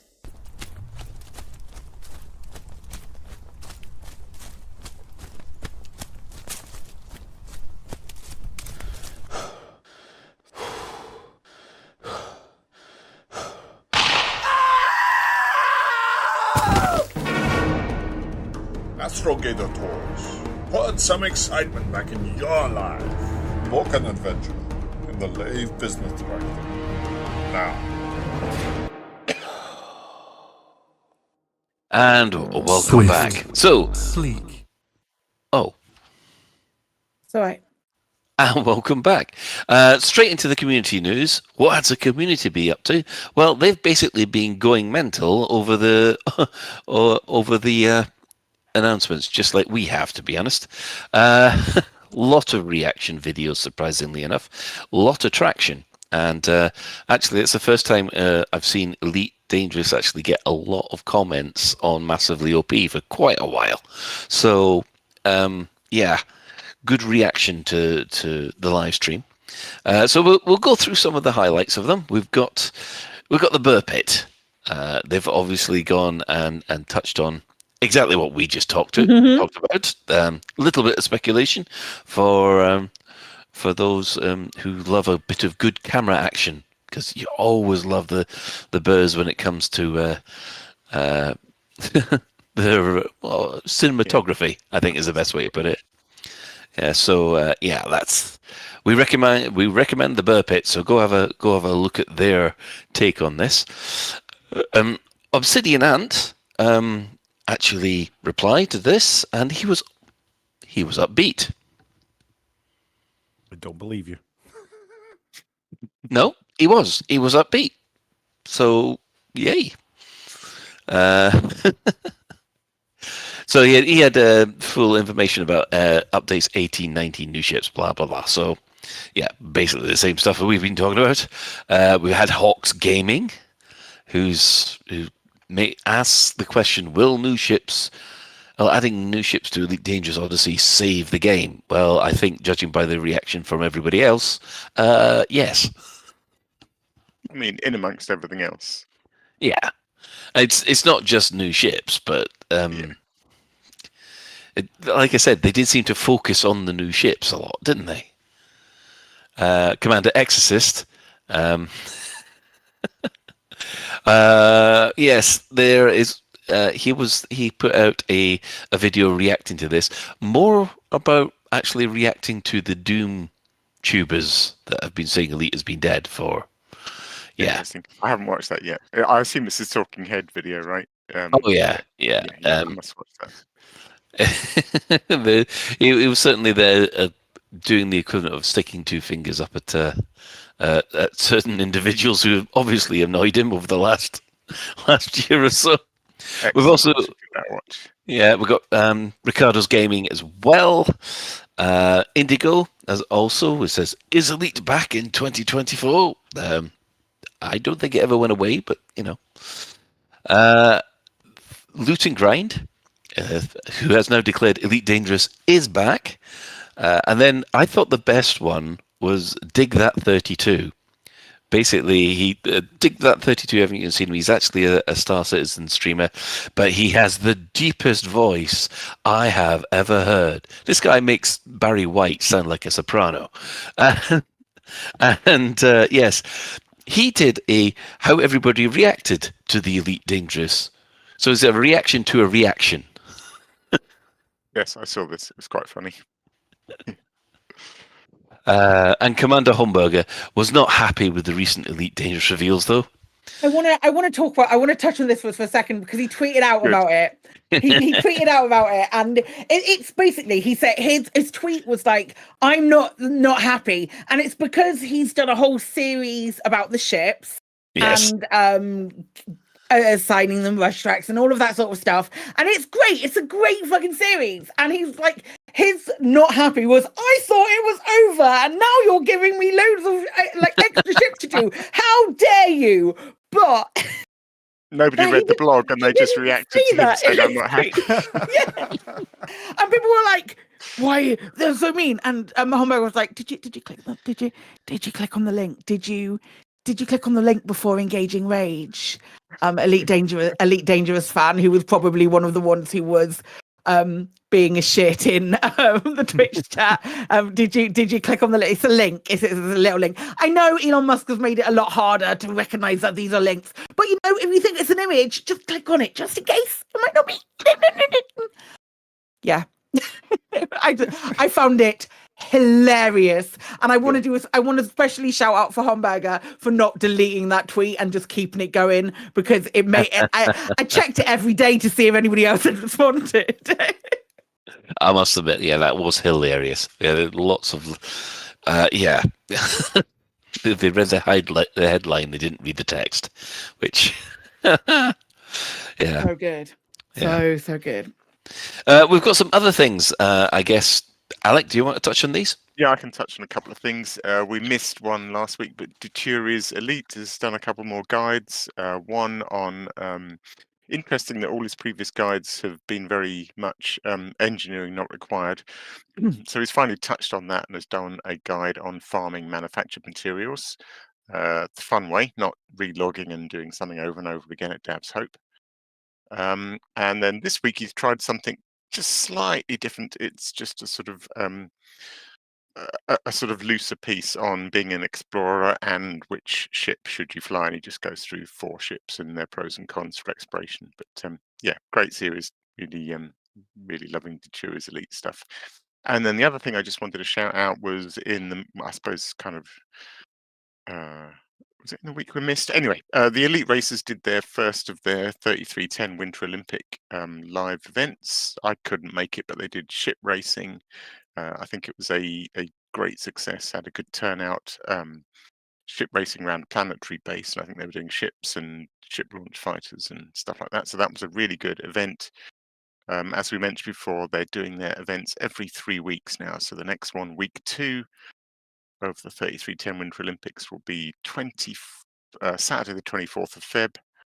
And it's going to be an SRV event. So there'll be some cross-country SRV and some SRV rally racing round and round a city.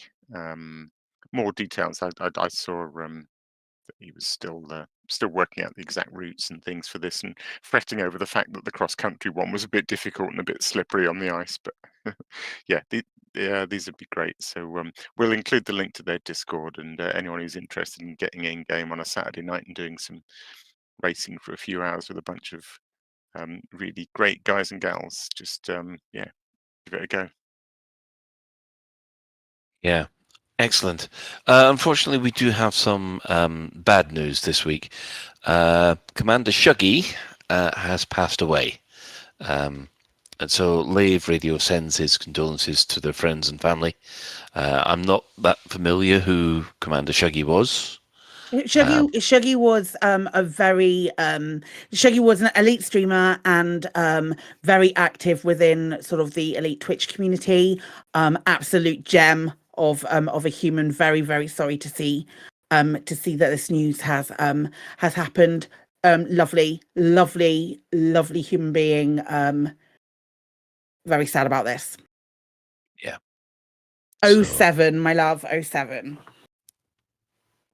Yeah, Admiral Shuggy. He's still got his profile up on Inara and things like that. So, but yeah. Right. Now, if you have a community event which is taking place soon and you'd like us to shout out about it across the airways, we'll tweet the crew at Lave Radio or email us at info@laveradio.com. So we're just going to quickly touch on the in-game events which have happened this week. Well, obviously, there's been the community goal, which is deliver coral sap, impure spire minerals, and semi-refined spire minerals to the Austin Town Station, basically for the Palin. Mm-hmm. The problem is that this particular CG was completely cleared out early Saturday morning. The thing is, I could not get it to work for the life of me. I mentioned that earlier. Apparently the dead sites, dormant sites, you could still get this ship from by shooting it with your ship and going collecting the things.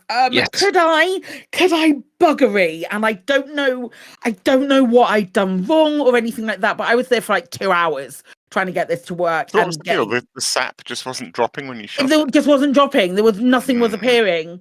Really, really weird, because I had to collect limpets out, so if something had dropped, they would have gone for it, but nothing was dropping, and I was shooting the right things as well. I had like a fair amount of people in chat going, "No, you're shooting the right thing. We don't know why it's not working." I was just like, because the game knows I've been away for so long and it hates me for it. No, on Sunday I was driving around. Well, after all the CG had done, I was actually driving around the deserted sites, and everybody was telling me, "No, don't pick that stuff up. It's corrosive," because that's the stuff that we were Yeah. that we were going to need. And so it's a little bit talk about fixing the door once the horse had bolted, but you never mind. I was Yes. ever so slightly annoyed with this CG, to be honest, because it was the one thing where I thought, oh, do you know what? I might finally get away from doing this bloody time trial over and over again, and actually switch back to Odyssey and go and do something. And then I was all psyched up that was what I would do on Saturday, and bloody thing finished. Yeah.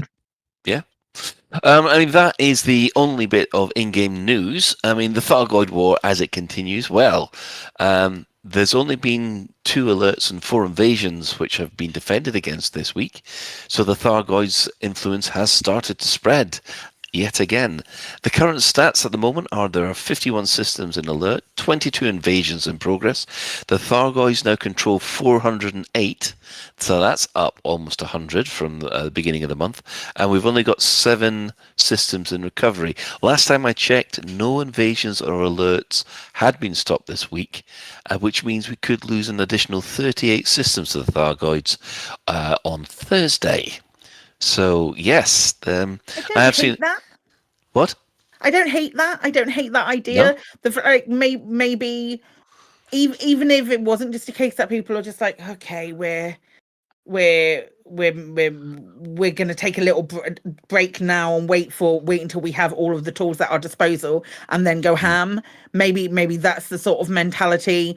But it's quite nice to have. I know folks who are really enjoying getting back into the ground combat things again. Yeah. So cool. Yeah, I mean, the one issue was that because the alerts are starting to happen again, that's what's causing this to beginning to spread out again, which is great. The one issue is that I think you still have to be in a team to take out an Orthrus, which now seems to be the better way to stop an alert. And yeah, trying to solo an Orthrus is practically impossible. Just you wait. I'll go on 26th of February. We'll bring the pain. 26th of February will bring the pain. 27th of February, nothing left. big shiny button. Everything retreats. That's how it works, right? That's exactly how it works. One thing that I should note is, according to Steam charts, we've now got the highest number of players in the game than there has been for the last 6 months. Yay. I wonder why that is, Colin. I wonder what could possibly have done that. Yeah, it started. The numbers started to climb again at about Christmas, and they've kept on going. So I was expecting them to drop off by now, but they're keeping on climbing. So no complaints here. So, any other business? Of course, we have the Dex Legacy Season 2. It has returned with explosive and thrilling adventures. It premiered tonight on Lave Radio. You can find further information at thedexlegacy.com, including links to the paperback book, The Dex Legacy Season 1, and collected scripts and commentary by Emily Inkpen. And also there's the complete Season 2 in HD audio. I've also noticed in the chat, someone said, I've just discovered this thing called Escape Velocity on your website. Jesus Christ. Don't get too attached. It's great. It is great. For anyone that hasn't heard it, it's really good. Yeah, so yeah, occasionally you might see it pop up on the chat window, but yeah, this is Escape. Has anybody else got any other business they'd like to quickly to highlight? I'd love to quickly touch on the question of the week, because obviously we're getting towards the end of the show now. You can see that we're winding down. Our question of the week is turned around to the community asking what they thought of the live stream. So if you haven't answered, there is a post on Twitter and there is a post in our Discord. A thread in our Discord asking for your opinion. We will 100% be covering all of that next week, not this week. So don't look for a question of the week on Sunday, because it ain't coming. Oh, we've got enough to go on with for at least a show and a half. Yeah, no, it's all good. It's all good. But please let us know what you think, and we'll discuss it on next week's show as well. Yes, and of course Thursday, if you want to catch Psykit streaming, there's Well, I mean, I stream every day. I stream every day. Streaming. Specifically, Elite is it's predominantly on a Thursday, but yeah, come say hi. I'd love to. I'd love to say hello sometime. I Hi. promise to be a complete good boy when it comes to the Mass Effect streaming. I've learnt my lesson. I'm banning you, Colin. I'm banning you now, right now. Oh, there's this little crying puppy emoji just flying across the screen. That, and then the other one is the feral dog emoji whenever I see Gareth. Okay, let's move on from the Also, Turian. Colin streams as well. And also on a Sunday, Chris Mock 4 at 12 o'clock, he does, if you go to blackdiamondfm.com/listen-live, you can listen to the Chris Mock 4 on his radio show on a Sunday, and it's very good, and he never has any technical difficulties. Never any technical difficulties, never any random Windows updates, just when you don't want them. It always runs absolutely perfectly. It never just stops. It never just stops in the middle of Crazy by Niles Barkley. It's never done that before. No, it doesn't skip there like a CD and leave you stranded on the air with nothing Definitely to play. doesn't. Never at all. Perfect, seamless. Yes, I think we touched a nerve just there, didn't we? Maybe. Someday I will rescue that laptop from the bottom of the sea, but until then, it shall remain. You threw it in the fourth. All right, fair enough. Right. Well, moving on from there, we'll just move on to our shout-outs. So, hello to our sister station, Hutton Orbital Radio, which broadcasts on a Thursday at 8:30. You can tune in at twitch.tv Hutton Orbital Truckers, or if you just want the audio, go to radio.forthemug.com. For the Descendant Commander that likes a bit of CQC action, check out the CQC Discord at discord.me/Elite Dangerous CQC. We'll give a shout outs to the usual Elite Dangerous podcasts. So that's hello to the Guard Frequency, who do other space games as well. And of course, there's the wonderful Loose Screws over there in the States, who spent an awful lot of time talking about keybinds this week. Wow. Oh, is it the Keybind show? Yay, I haven't heard it yet. Sure. Excellent. Oh, wow. So thanks. Following on this, we've also got the latest Galnet News Digest as provided by Commander Witherspoon and Commander Beetlejude. And we'd like to thank all those who have chipped in on the Twitch chat. And Chris, your in-game commanders are... We have had Commander Duck 1, BCat, Siberius, Soka 42, Rich 1986, Rich, Matt Game Ox, Electro Ace, and Wheeler Towers. Oh, a lot more people than usual then. That's because Ben's not there, and that's because Ben's not there. That means that the restraining order isn't in place.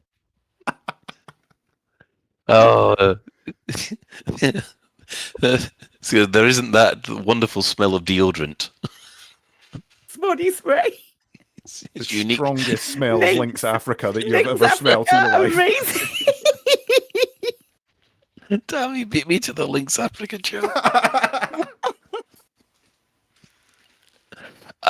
No, come back, Ben. We love you, honest.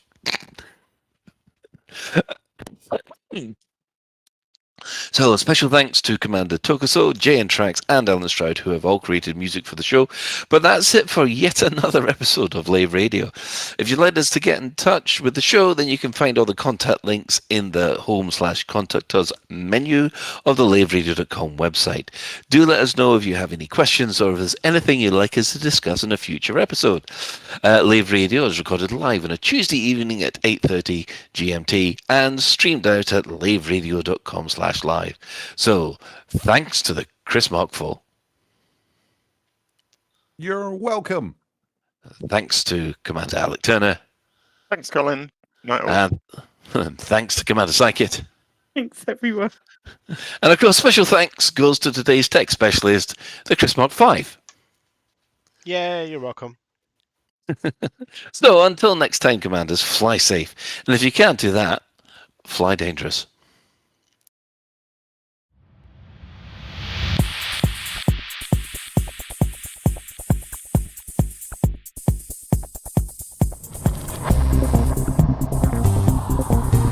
Is your life like this?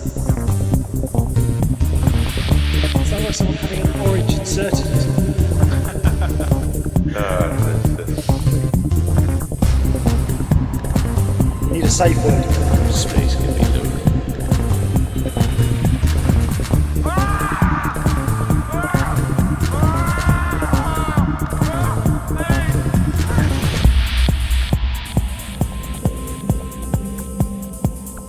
I'm gonna see the galaxy.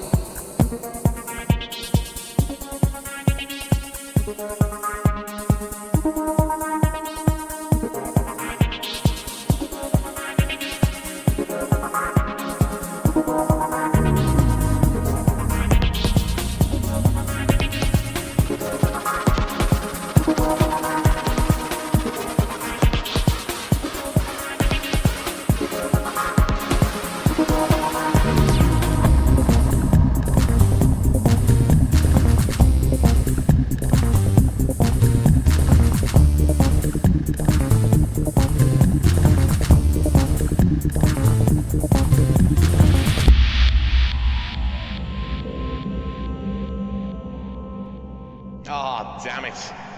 No worries, guys. Hold the fort for 2 seconds. I'll be right back. Galnet News Update, 6th of February 3310.